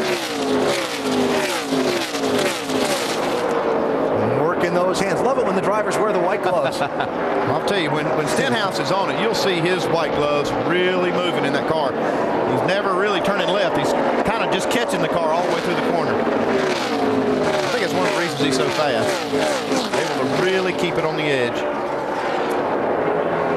There's the scoring serial on Sam Hornish Jr. Let's talk the opposite side of the tail. We were talking about Mark Martin and the strategy call to get him track position. Elliott Sadler's team giving up 7th spot, going all the way back to 19th with the long pit stop the last time, halfway through the race. Thoughts on taking the time to work on the car and giving up that track position? Well, I kind of questioned it when I saw that hood come up because Elliott, just by watching his progress was not that bad. The car wasn't that bad. And to give up all those spots, you think, it might be hard to get back. I'm guessing that Elliott's telling Luke that it's bad enough that it's hurting the car, that if we can get it fixed in the second half of this race, we can make up some ground. And I think it's a luxury that they have right now because they've had 2 good races to start the season.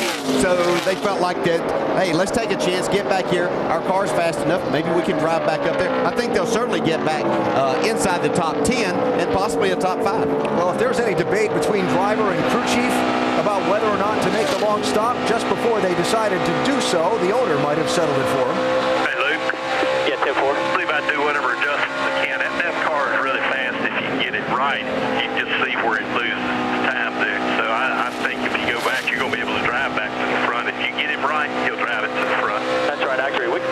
right here. Well, work to make it right is what they've tried to do. And Richard's standing up on top. He can see what's going on. He was just kind of giving Luke a little bit of reassurance. Said, hey, take a little time, fix it. We're going to be fast. Looks like it's working, too. This car's really coming. Yeah, it is fast. He was the second quickest on the track that last lap. So, car is fast. Caught a lap car at a bad spot there. Had to get out of the throttle for a second. Yeah, that's a bad feeling. You're trying to stay in that gas, and that car that you're anticipating is going to stay down, and all of a sudden he slides up. It's a panic for a second.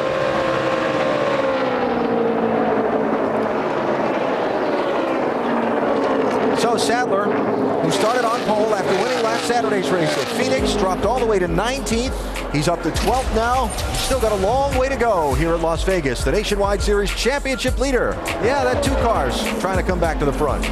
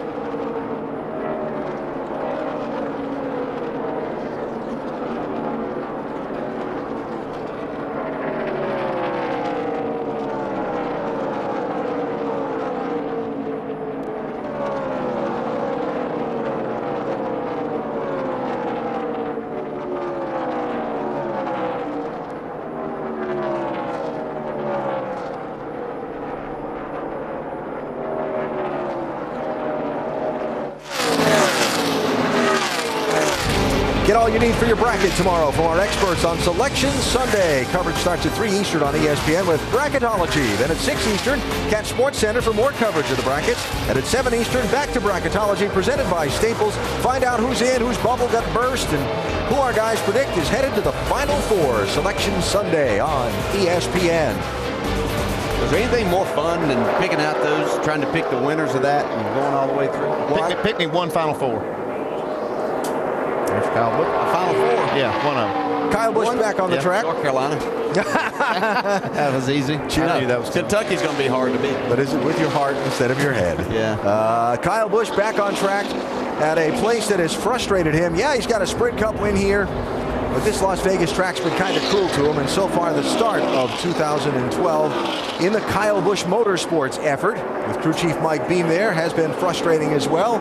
The last corner crash with the checkered flag in sight at Daytona kind of struggled along to an 11th place finish last week at Phoenix, and here today was involved in a spin and a crash 25 laps into the race off turn number 2. Kyle back on track, 70 laps down in 36th place. Yeah, it's tough, you know, trying to build something new, and this is such a competitive series.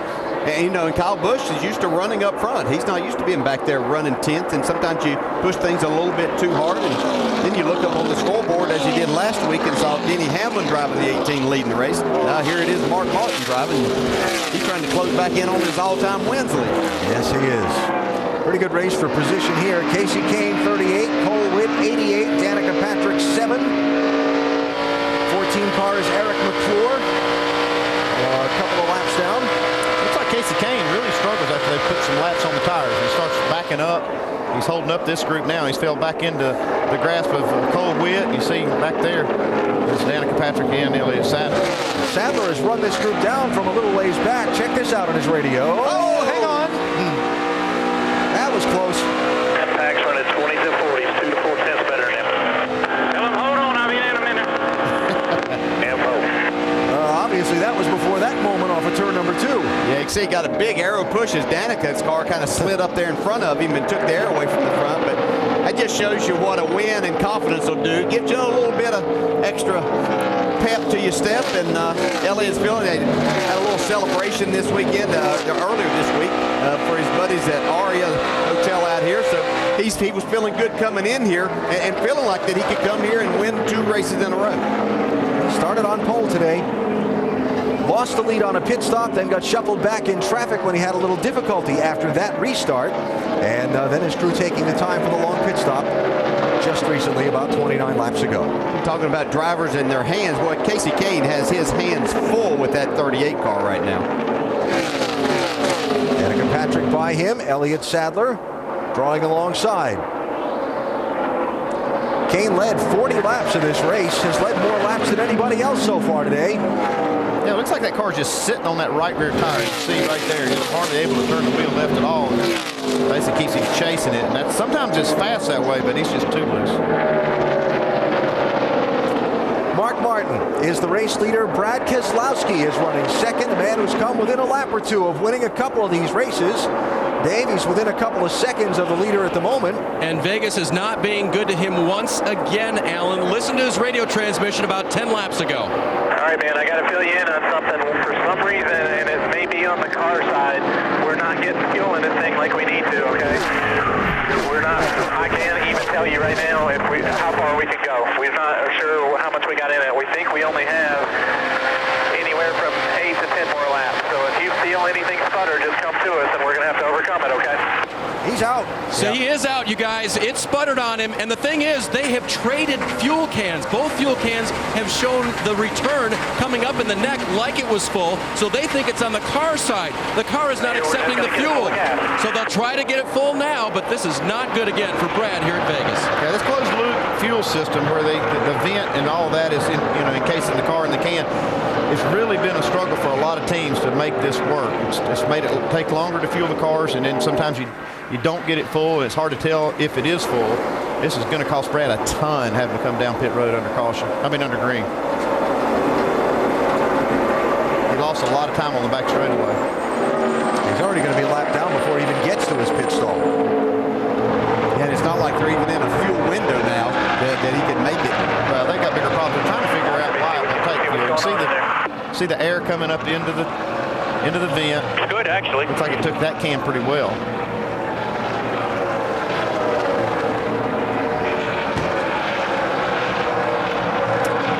So that the live scene. Go. Trying to get the car fired. This is really a hard thing to do when it runs completely out of fuel. Having to pull that gas all the way from the fuel cell up through there.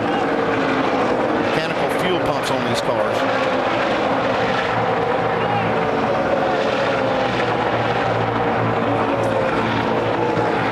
And still they wait and watch and try to get that 22 refired.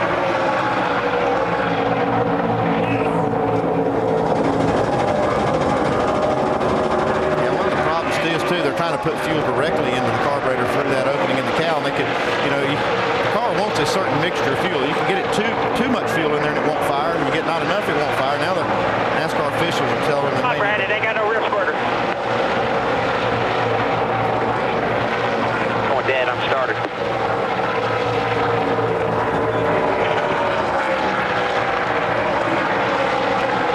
Tommy, will it help to push it?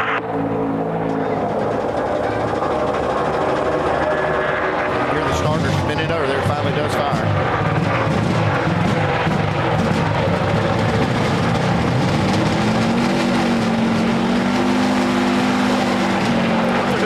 Until he has fuel pressure on the gauge. Here we go. There, can I go? Yeah, go. See, leaves that pit stall with no pressure on the gauge, it'll stumble and fall down again, and then they'll be stuck on pit road without able to fire it. That is 3 laps down for Brad Keselowski. Now, you saw the live action. Watch the preceding pit stop when they weren't able to get the 22 full. Watch the fueling.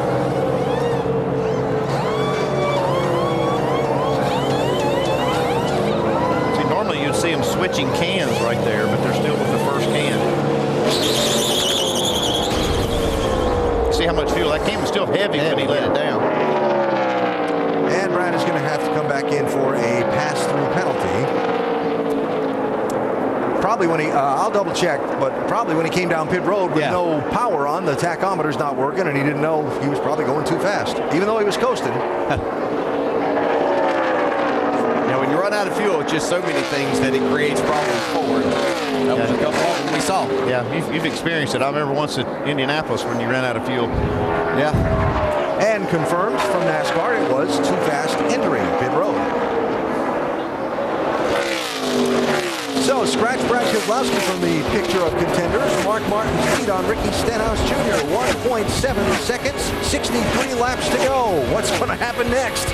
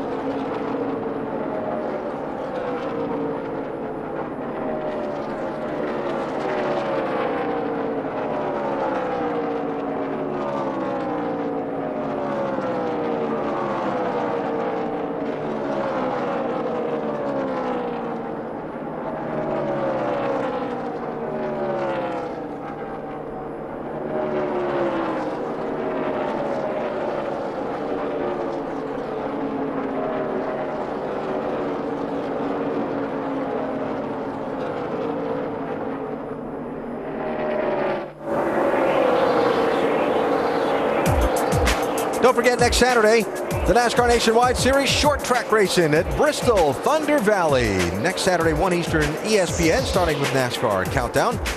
Kevin Harvick, a lot of success there. Kyle Busch, a lot of success there. There'll be a lot of would-be winners in the field, and that is next Saturday at 1 Eastern on ESPN. Here we are at Las Vegas.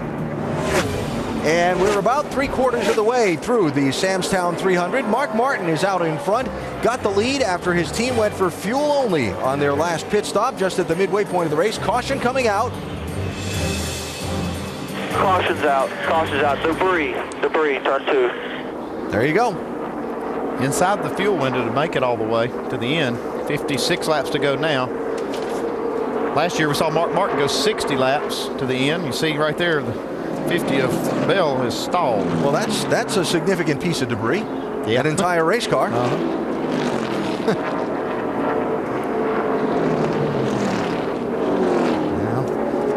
Turning it over, it shows no oil pressure, no fuel pressure. Well, that's not good. Yeah, that would usually run along either way there. See if we got oil pump belt on that thing. Because if you're cranking it, it should have oil pressure. So, caution for the 6th time in the race brings the field behind the pace car, sets up what would be the final round of pit stops. And agree or disagree that the caution is a huge break for Elliott Sadler.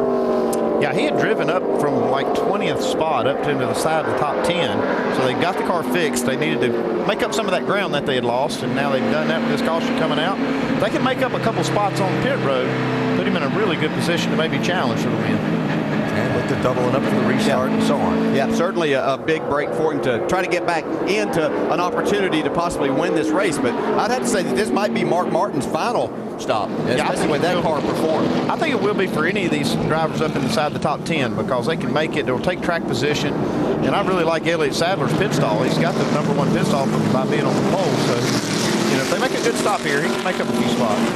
14 cars on the lead lap. 30 of James Busher will get the free pass. He'll become the 15th before the restart. And the pit stops are going to come with 54 laps to go. Vince, here they come. Crew Chief Adam Stevens encouraging his crew to make sure they get Mark Martin's car packed with fuel. Open pits on entry and exit. The balance is neutral, so no changes, just 4 tires. Jamie? Last stop, Justin Allgaier took fuel only. That was the right call for track position. This time, 4 tires. The driver's happy, no adjustment. James? Trevor Bayne's car was very good at the end, but it didn't come to him quickly enough. 2 free at the start. 4 tires, track bar adjustment. Doc? Ricky Stenhouse says that shade now in turns 1 and 2 has made his car tight for the first time today. 1 round up, left rear, 4 tires, down and away, 15 seconds. Guys, good stop. Oh, that's going to be close. Give it to Stenhouse. Yeah, Stenhouse gains a spot. That's big. Danica Patrick's crew getting the job done. Yeah, picking up 3 spots. Elliott Sadler actually loses a couple on that one. I wasn't kidding when I said it was close. Yeah. But the defending series champ, Ricky Stenhouse Jr. is going to be the leader for the restart. His pit crew is very happy.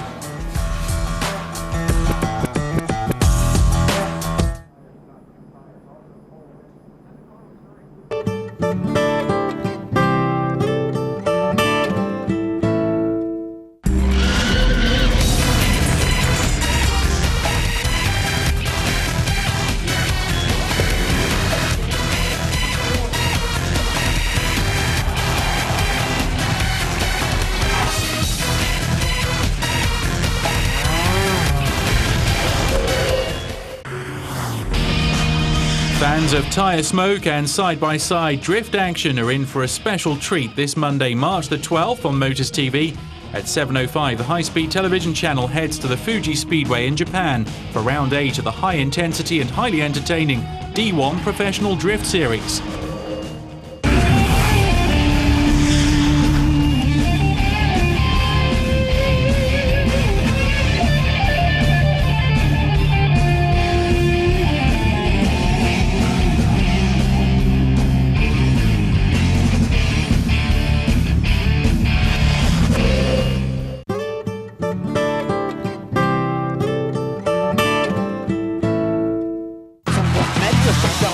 2012 World Rally Championship is off to a flying start. Sebastian Loeb took the laurels at the season opener in Monte Carlo. Title rival Jari Martti Latvala answered back on the ice and snow in Sweden. And now the championship heads to the only North American stop on the calendar and the first gravel event of the season, the Rally Mexico. Will Loeb make it 6 in a row down Mexico way? Or will it be new Citroen driver Mika Havonen or new Ford recruit Peter Solberg? Motors will have all the answers and more with daily reports from Rally Mexico on Saturday, March the 10th and Sunday the 11th of March from 8:55. And then on Monday, March the 12th from 9:05 in the morning.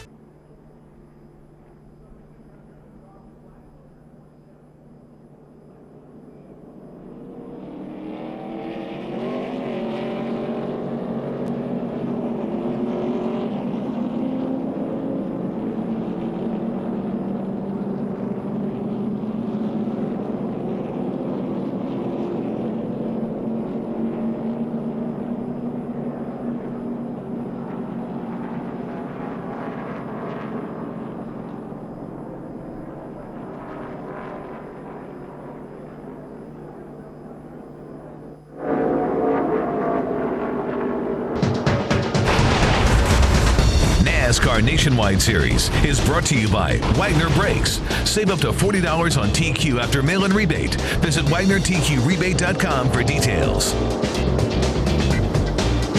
The Strip, and at the north end of North Las Vegas Boulevard, the Las Vegas Motor Speedway, where we're down to a quarter distance left in today's NASCAR Nationwide Series race. Lead has just changed hands on pit stops.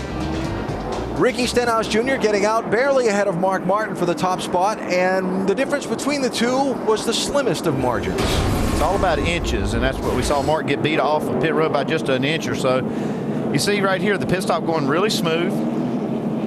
We heard Vince say that they needed to get this car packed full of fuel to be able to make it to the end. And so they get this thing jacked up. They let it down, but they hold him just that split second, you see, for the fuel. And that's, he just got outrun to the end of pit road by just a little. 51 laps to go. Stenhouse chooses the outside lane.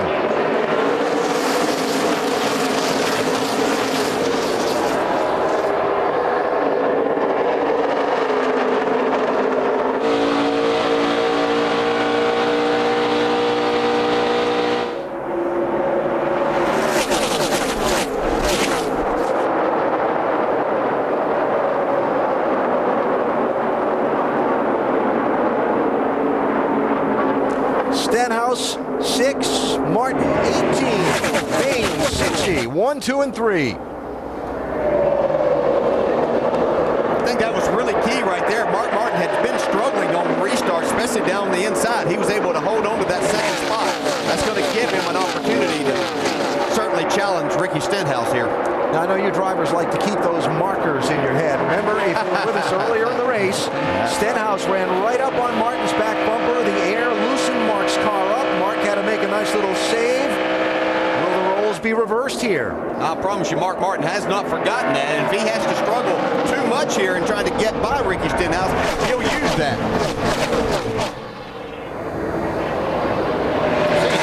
Do it the old-fashioned way right now, just using the bottom side of the track, but Stenhouse just got so much grip and momentum on the outside. They've got a lot of shade down in turns 1 and 2. I think the racetrack has picked up some grip down on that end. Great racing back here. Sam Hornish has passed 2 or 3 cars back there. Matter of fact, he was 3 wide last lap by. Yeah, good racing for the lead. Good racing back toward the second half of the top 10. 33, Brendan Gaughan. 31, Justin Allgaier. 12, Hornish. Sadler in the 2, Kane in the 38, Danica in the 7. Danica had a little trouble in the outside lane in the first lap of the restart, lost about 5 spots.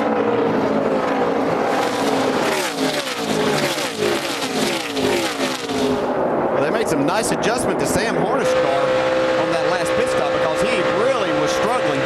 Just took fuel the time before, but had fallen way back.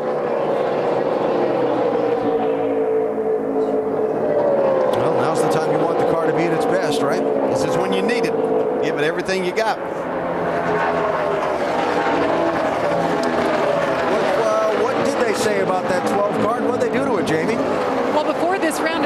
Sam was frustrated. He said, I think the left front is just filled up too much. So they made an air pressure adjustment on that round of stops, as well as a wedge adjustment. And as you guys see, it's making a big difference. And of note, the track temp has dropped about 35 degrees. It's at 77 right now. Following up on what Dale said about those the shadows down in 1 and 2. Yeah, that makes you feel like Superman. You get that grip back. You can drive the heck out of these things. Yeah, and you think it's the same for everybody. The track gains grip, but sometimes that can change your car the way you've got it balanced, and it can make your car where you were good against the competition. When the track cools off, gets more grip, you might not have that advantage. Casey Kane and Elliott Sadler were fighting for the lead in the early stages of this race. Now they're fighting for 9th and 10th spots.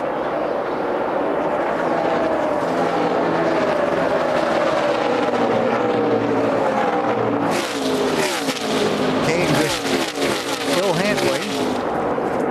And I guess you could say the same about Sadler's team, though Sadler's team chose to make that long pit stop a couple of yellows ago. Yeah, I wonder just how much they've helped Elliott Sadler's car, though. We have a car going through the grass here on the front straightaway. Jeremy Thomas goes for the ride. Did a good job keeping the car straight, but boy, that was a rough ride.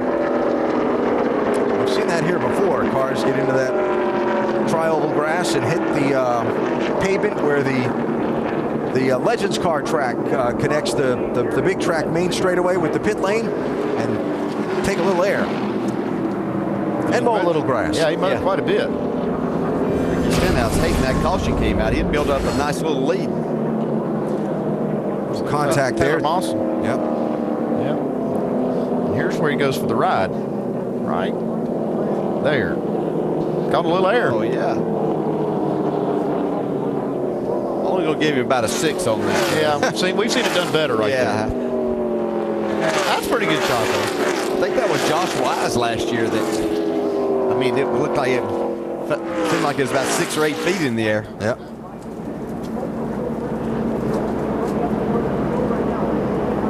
Jeremy he did a good job. Yeah. Really easy to try to overcorrect and drive through there and then find yourself in big trouble. Yeah, he's in big trouble, though, until he gets to pit road. He's got the whole grill is plugged with grass. He's going to have to get that clear. Jeremy was 17th a lap down at the time. Taylor Malsom, with whom he was racing, 14th and on the lead lap. Yeah, they were racing for that lucky dog position. So they're trying to get that lap back. Racing a little too hard. He's got a little damage too. Malsom does. Free pass on this caution will go to Mike Bliss. Mike Bliss, he's had a pretty good car this year. So most of the leaders stay out. Yeah, I think we've seen, probably they pitted for the last time. Usually the 7 car, Danica Patrick, making a pit stop, though. She was running the top 10. Like a chassis adjustment, maybe they didn't feel like they could make it on the fuel they had. Michael Annette also on pit lane, one of the lead lap cars. 7th caution of the race after Jeremy Clements got tagged in traffic and went for a ride through the grass.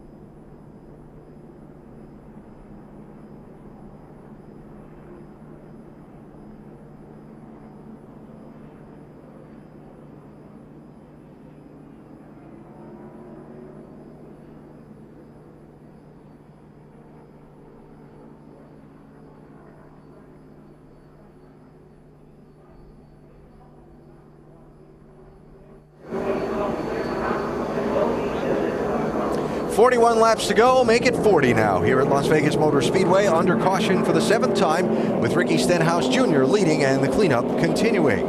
Our in-race reporter for the day, Elliott Sadler, has had kind of an adventurous afternoon. Hey, Elliott, Dale Jarrett, you got a copy?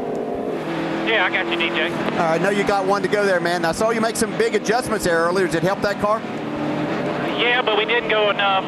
We did help it some. We've just hit the racetrack so much on the splitter a lot, that kind of unhooks the front tires. We did a little bit of adjustment, which has helped it some. We just got to try to manage this finish the best we can, but still a lot of laps left, and anytime you get double foul restarts, anything can happen.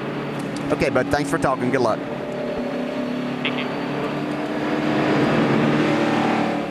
Elliott Sadler running now in the 10th position. He'll be on the outside of row number 5 for the restart.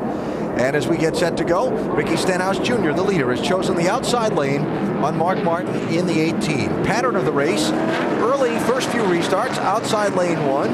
Then a couple of restarts, the inside lane car got clear. The last few restarts, the outside lane guy has gotten clear. Well, since we're in Las Vegas, and if I was going to put any money on it, I'm betting on the outside lane this time.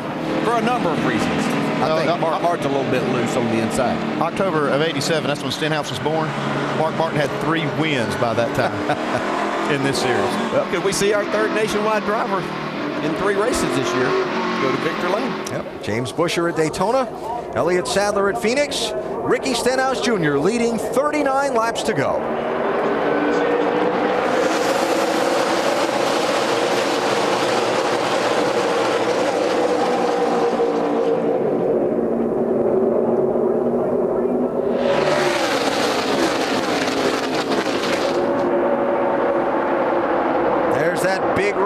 Outside of turn 2. Yeah, if you remember back to last year, sometimes we see Sam Hornick go 3 wide into turn 3 now. And Cole Witt in the 88 around Trevor Bayne in the 60 to pick up a spot or 2.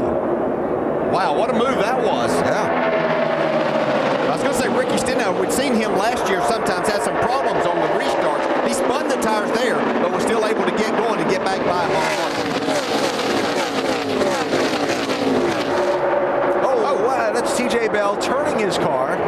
Hey, you're looking at that. I'm looking at him 3 wide off the corner back there again. I didn't think there was enough room for that to happen. I saw a car nose into the inside wall, and it concerned me there for a second. Yeah, Brendan Gaughan losing a little grip. Finish the thought. TJ Bell turning his car into a safety area on the back straightaway, allowing the race to stay green. Nice job by him. Martin trying to find a way around Stenhouse. And they're still for 4th place on back, mixing it up good. Allgaier 31, Bayne 60, and company. Yeah, they're all doing a great job. Just a lot of good racing. Austin Dillon doing a nice job in there too, of controlling his car.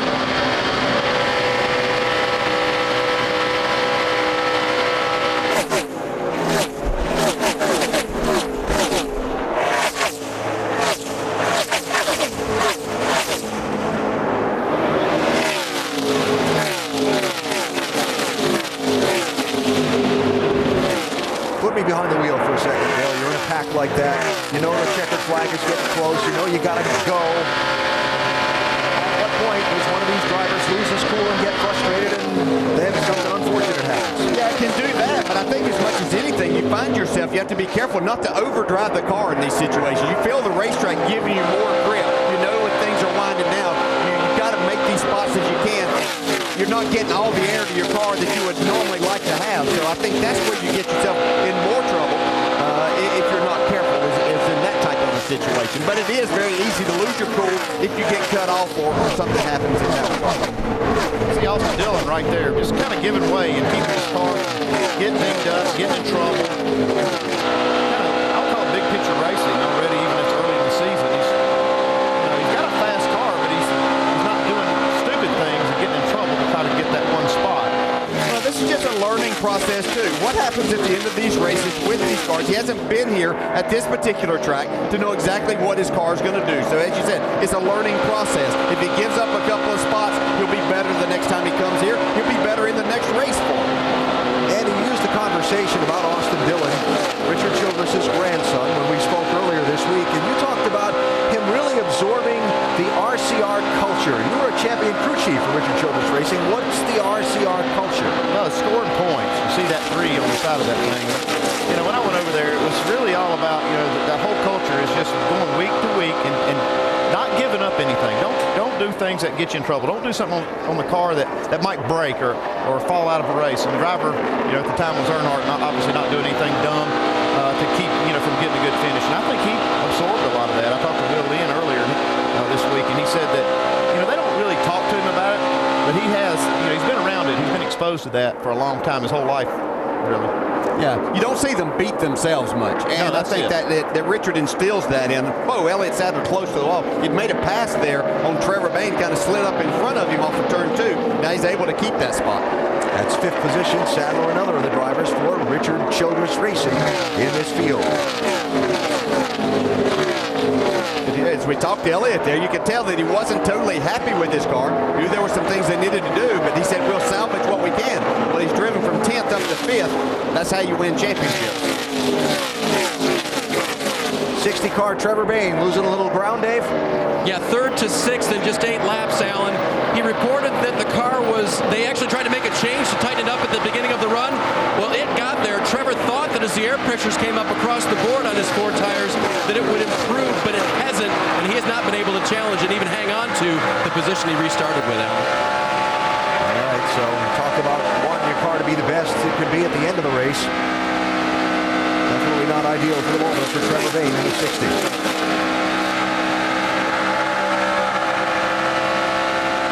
Bayne in 6th position, 4.3 seconds behind the leader. That lead being held by his Roush Fenway Racing teammate, Ricky Stenhouse Jr., the defending Nationwide Series champion. A couple of times on restarts now, he's had to fight off one of the series' greatest ever drivers, Mark Martin. Stenhouse stretching it out on Mark right now.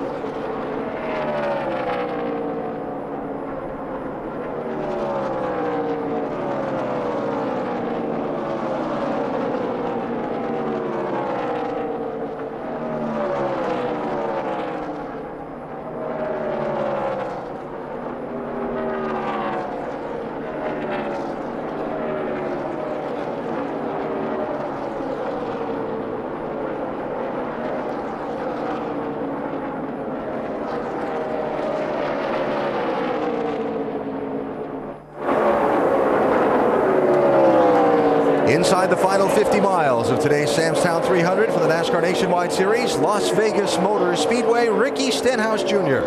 is out in front, one of 8 different drivers that have paced the day. Mark Martin and Casey Kane have led the most laps. Drivers who've had trouble on the day: Kyle Busch involved in a crash, Brian Scott involved in a crash. A couple of drivers who had run really well and toward the front of the field. And for the moment, it is Stenhouse, whose pit crew got him the lead on a set of pit stops a little while ago, who's managed to get away from Mark Martin on a couple of restarts since to hold on to the top spot. 4 seconds is the gap he's opened up on Mark Martin. Yeah, they might have got him the lead, but he stretched it out for sure. Ricky Stenhouse is doing a fantastic job. Yeah, Mark Martin's car is not quite as good this run. You can see it's a little bit twitchy, maybe a little looser. I don't know what he's dealing with, but it doesn't look quite as good this run. Check out this third place driver as well, the rookie Cole Witt, running in the top 5 and doing a tremendous job, Vince. It's been one of the top runs of the day, especially when you consider they've lost 12 spots on pit lane. Crew Chief Tony Uri Sr., how good is this car now as we go to the stretch, Pops? I think we probably went about as far as we're going to go. Seems like that 18 and that 6 is pretty strong, especially the 6. But, you know, Cole's done a good job today in the Tax Slayer car. Kind of damaged her a little bit yesterday and decided to fix it instead of getting a backup out, but we didn't really have any frame damage, just steering components and body. So we decided to fix it, and so I know the front of the car is not as good as it could be. We just did the best we could last night and hope to do the best we could today in that Chevrolet. Pops Uri and Cole Witt. It's been a good combination so far, Alan. In some traffic, pretty good race, 3rd, 4th, and 5th. Elliott Sadler in the 2, Trevor Bayne in the 60. Yeah, Trevor Bayne making that high line really work. Takes that spot back away from Sadler. Well, that was a big move by Trevor. It looks like his car's working good up top. Yeah, he's running a very similar line to what his teammate Ricky Stenhouse Jr. is running. They're really making those Ford Mustangs go around the top side here.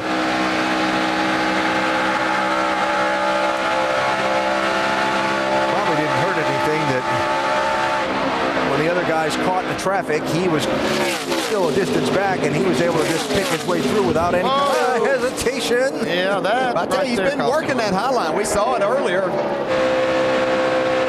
This could get interesting. He recovered well. He's flirting with that trash up there and that just outside of that high groove. Well, they heard him talk earlier that his car would have gotten a little bit too tight. So you run up there, but man, if you overdrive it just a little bit or try to get back to the gas a little too soon, you find yourself up in that gray area, which you don't want to be in, but he keeps widening that groove out, getting a great run off the corner, though. Oof. Look at the power then. This makes it look like he's got 20, 30 more horsepower whenever it's just he's getting back to the throttle so much quicker and harder. Right side of the screen for 9th and 10th. Sam Hortus Jr. 12, Casey Kane 38. Left side for 3rd. You can see that little wiggle by Cole Witt right there too. That Bayne being on the outside, just like he was of Brian Scott earlier whenever he lost control of his car. You just have to get out of the throttle and hold on.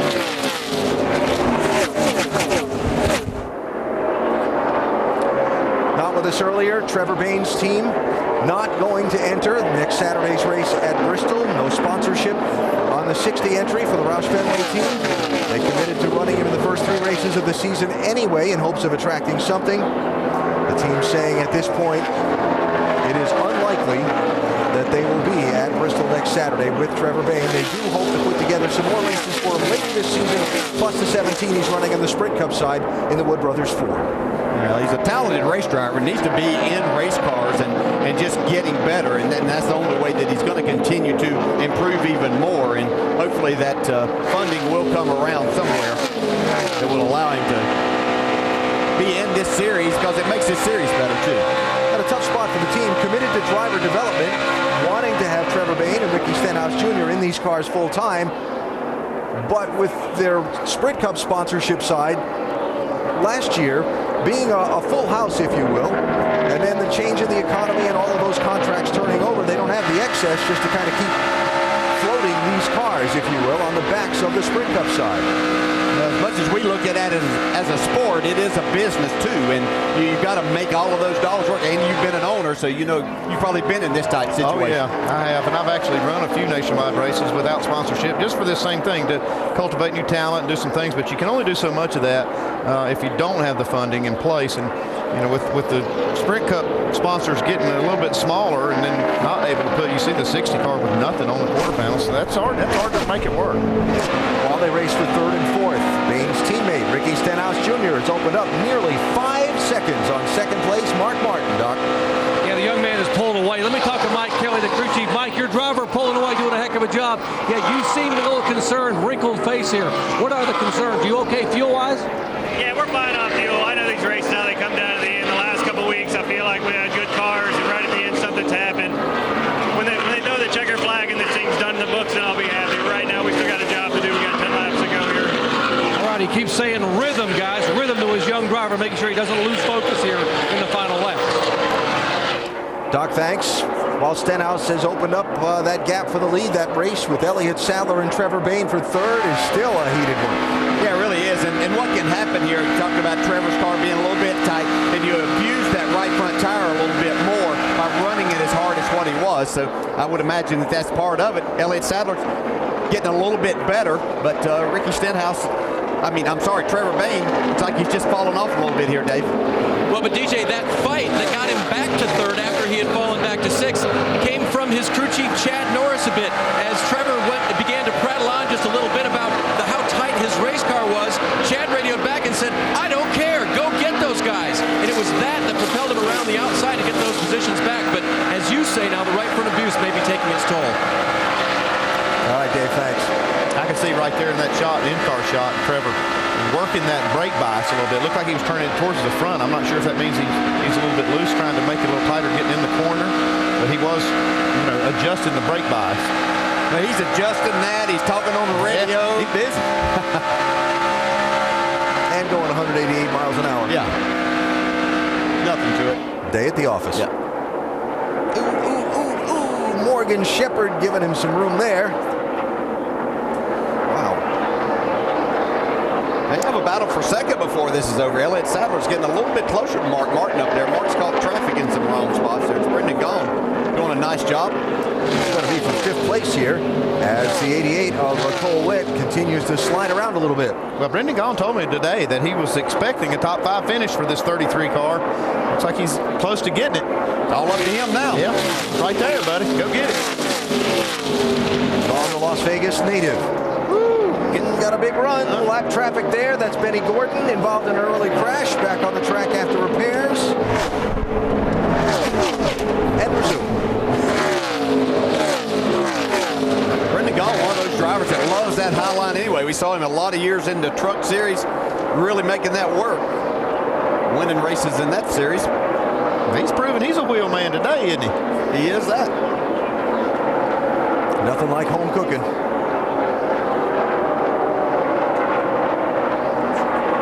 And here they go.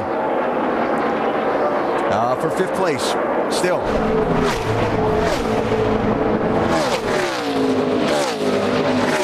Well, Andy, he told you he was going to get a top 5. Well, he just drove into fifth place. Okay, he's got 7 laps to go, though. Can he hold it? Yep.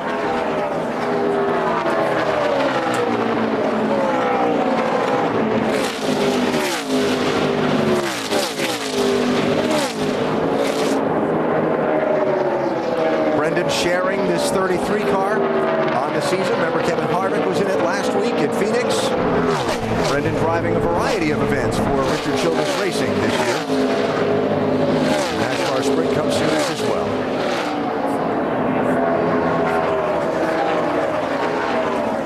Coming down to 5 laps to go.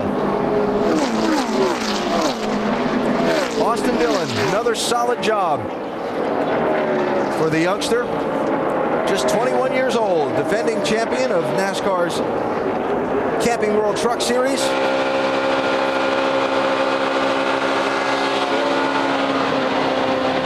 Not just a Rookie of the Year contender in this Nationwide Series. He's a championship contender, too.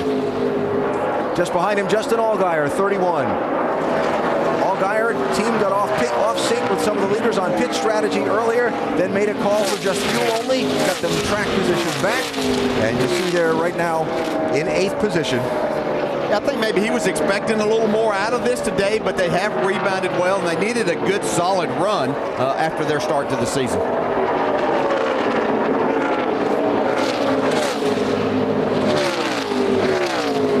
That's 8th place for Allgaier.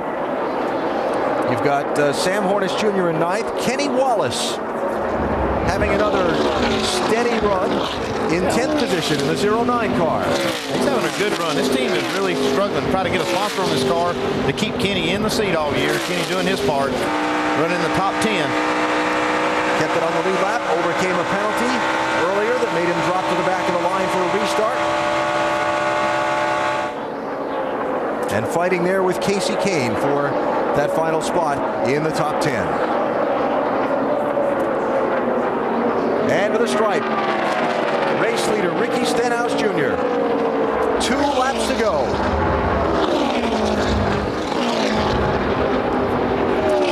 Other cars on the lead lap. Danica Patrick running in 12th position.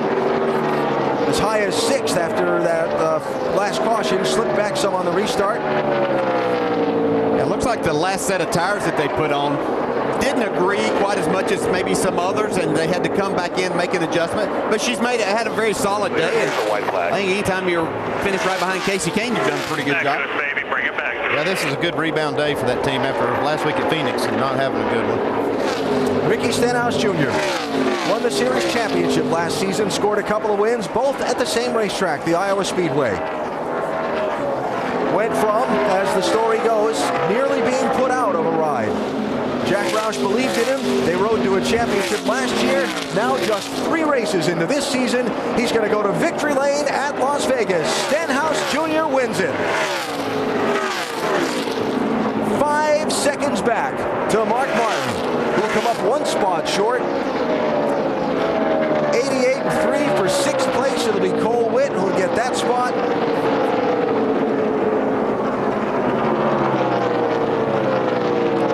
The day today about Ricky Stenhouse Jr., who scores the win, his 3rd career victory,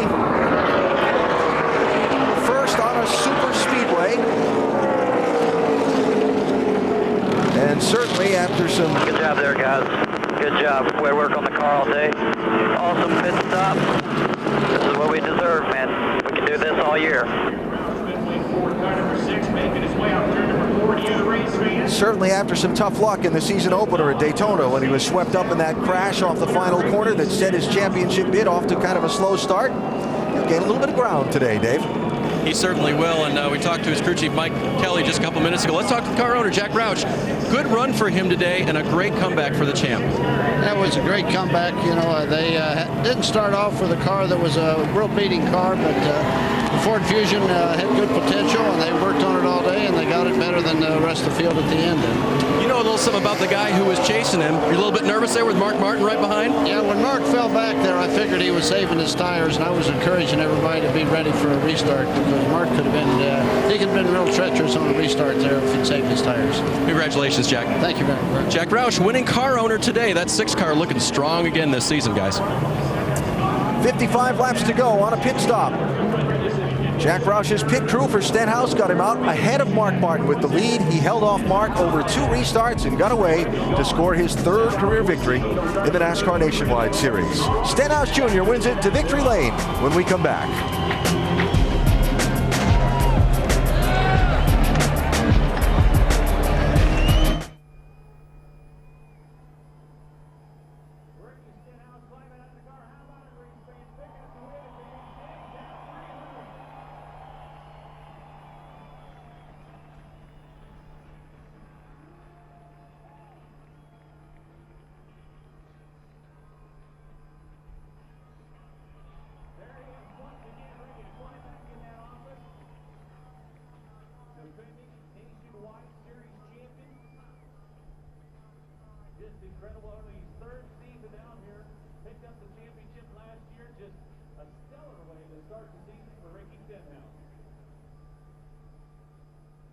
Samstown 300 fights off Mark Martin twice on restarts and wins.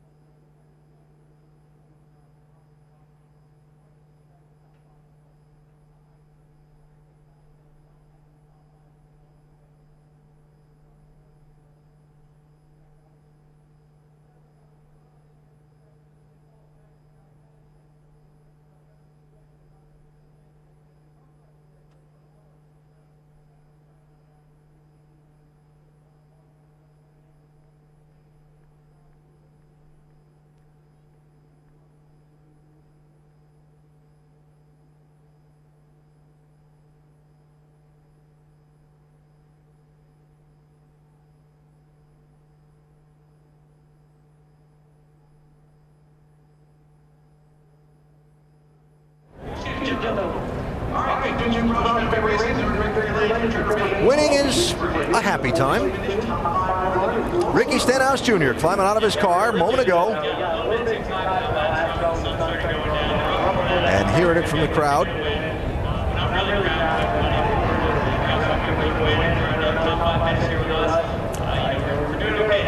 And while Stenhouse Jr. makes his way into victory lane, Mark Martin came up one spot short today, Jamie. He did, finished second in his first run in the JGR car. You've watched what these guys are capable of, Mark. How would you sum up your first experience here? Gosh, just thanks to Joe Gibbs and everybody at JGR and Interstate Batteries. And this Toyota was awesome, and they were awesome. And I just, I needed to run a race, you know, and see if I could find a few things that maybe we could work on to improve.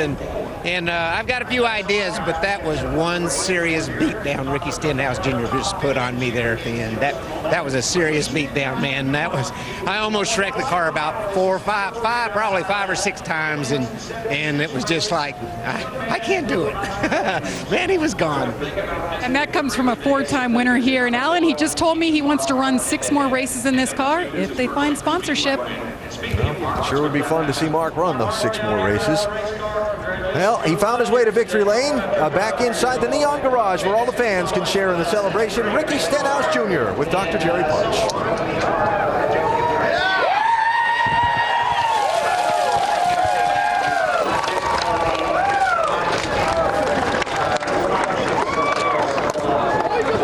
What a neat scene back here in victory lane. So cool, the fans surrounding us, Ricky being pelted by all kinds of energy drinks, having a sip here.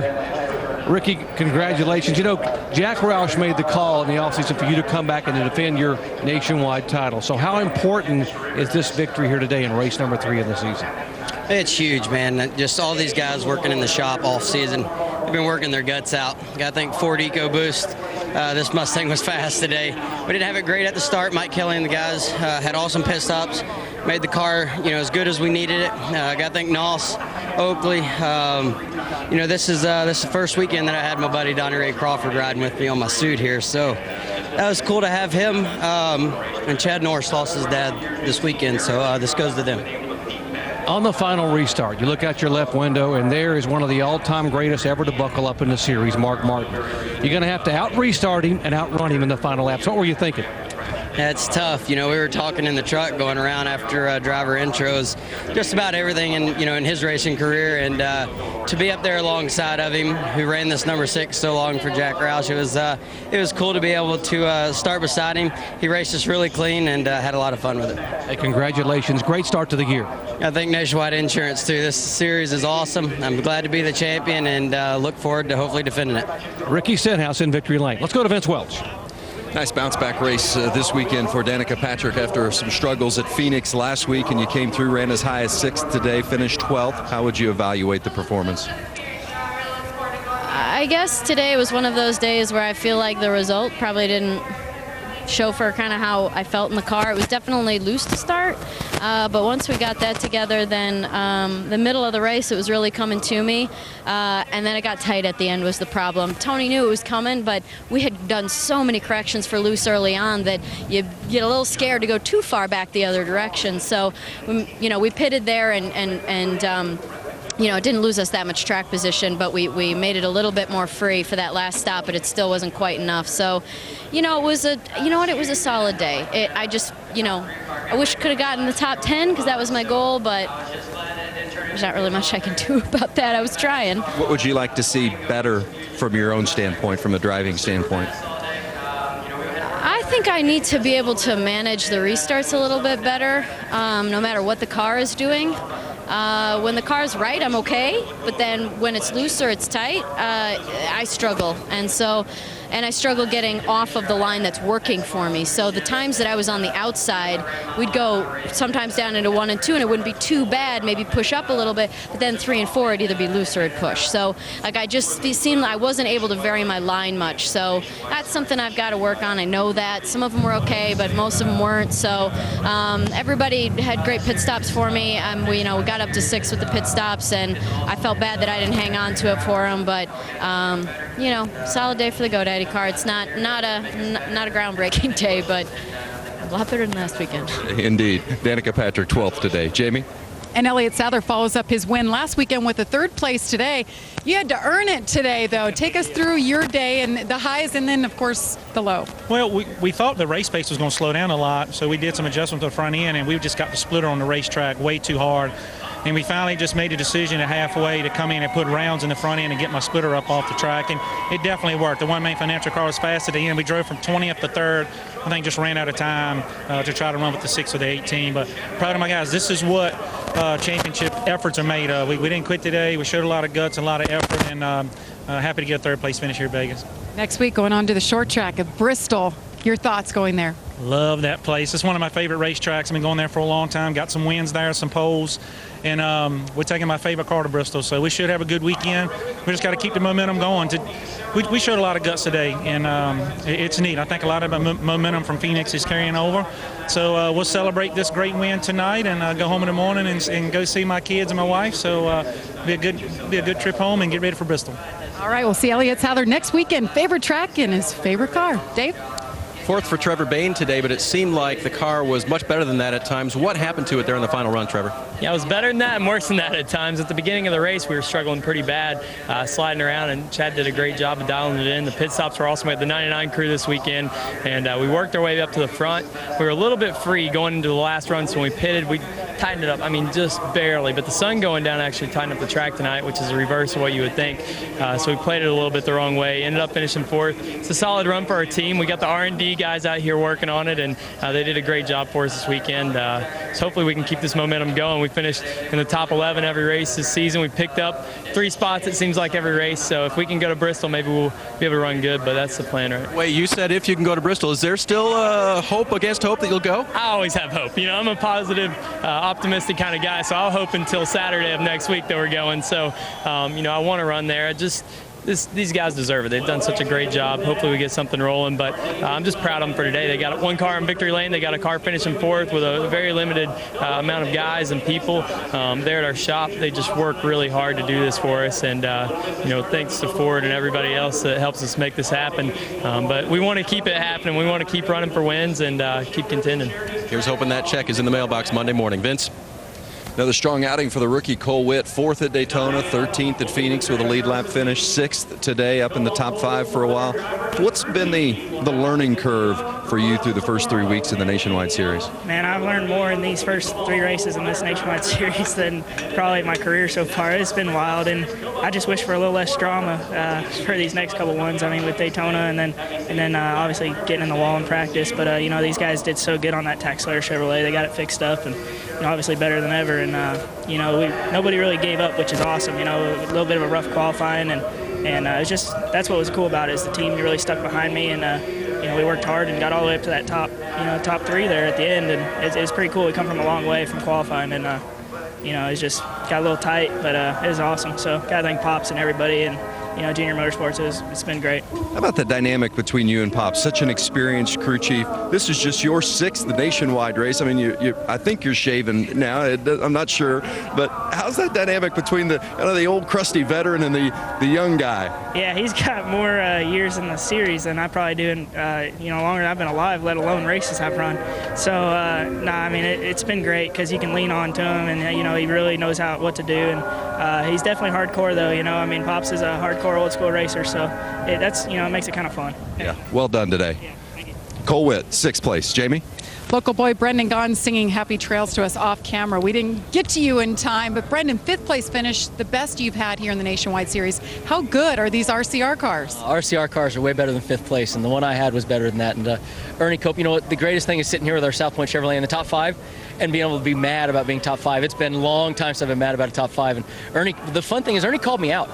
The last restart, I overdrove 2 corners in a row, cost me like 4 spots, and he came on the radio yelling, going, quit overdriving. And I just had to get back my rhythm. Thank God I got back to a top 5. I wouldn't be able to show my face if I didn't.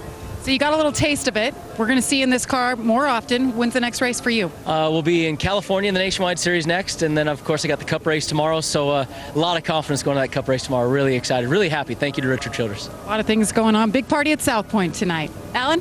All right, Jamie, thanks. Brendan Gaughan with the top 5 here in his hometown of Las Vegas, while Ricky Stenhouse Jr. celebrates in Victory Lane. Upcoming for the NASCAR Nationwide Series, the Bristol race next Saturday on the half-mile Thunder Valley short track Brendan mentioned, Auto Club Speedway of Southern California. That's in a couple of weeks. The fast mile and a half in Texas, the short track in Richmond, Talladega. A lot of great places to see a lot of great racing coming up. Yeah, a lot of different. That's what's so great about this series is we've just seen different ones. So makes it interesting and see who really the best teams and drivers are. Today in Las Vegas, the best driver and team, Ricky Stenhouse Jr. and his Roush Fenway Racing team. Turning point of this race, the pit stop that came with just over 50 laps to go when Stenhouse got off of the pit lane ahead of Mark Martin, the then leader, by about that much. And that gave him lane choice on the restarts and seemed to be the difference. Man, that as a driver, that's everything that you want, is for your crew to give you that opportunity to have that option as to where you can restart. And obviously the outside lane was the key, and Ricky Stenhouse then took that and built a huge lead. Yeah, one of the things that Mark Martin's team did for him is they didn't take tires early in the race, got him the track position, and that's when he was able to drive away to a big lead. So it turned out that it was just about that far at the line, beating him off pit road to get that lane choice, but it's all about inches in this sport.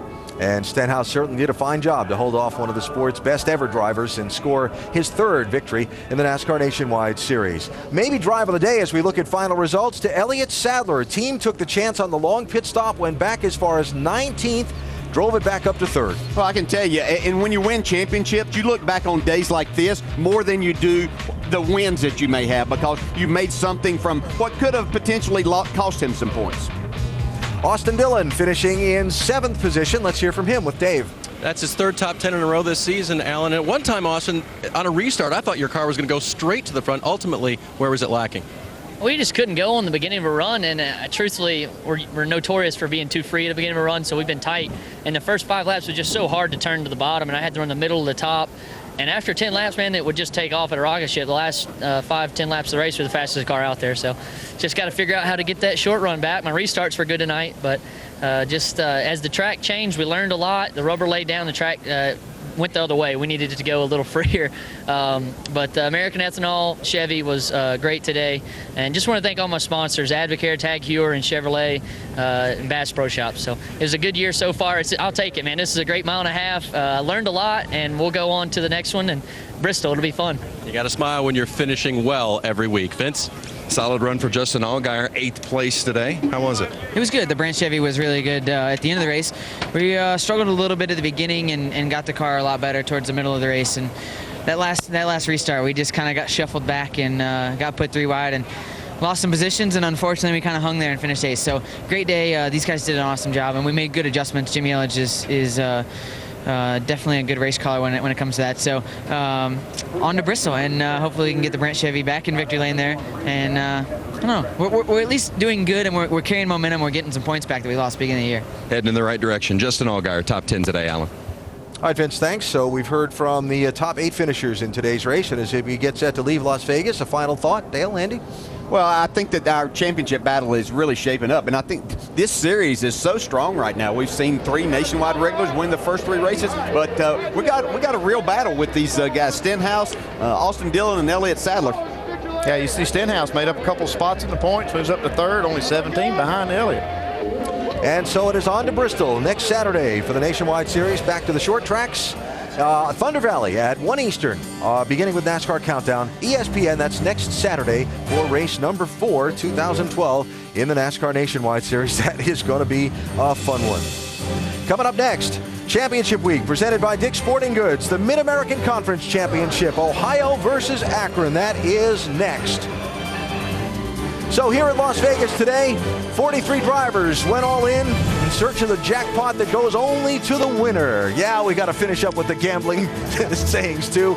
Some people had no luck on their side. Brian Scott okay after that vicious crash in the middle of the race.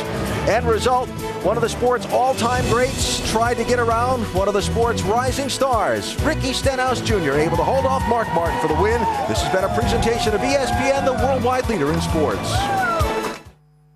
This copyrighted telecast may not be reproduced, retransmitted, or used in any form without the authorized written consent of NASCAR Broadcasting. NASCAR would like to thank all of our loyal fans for your continued support, and we hope you enjoyed today's broadcast.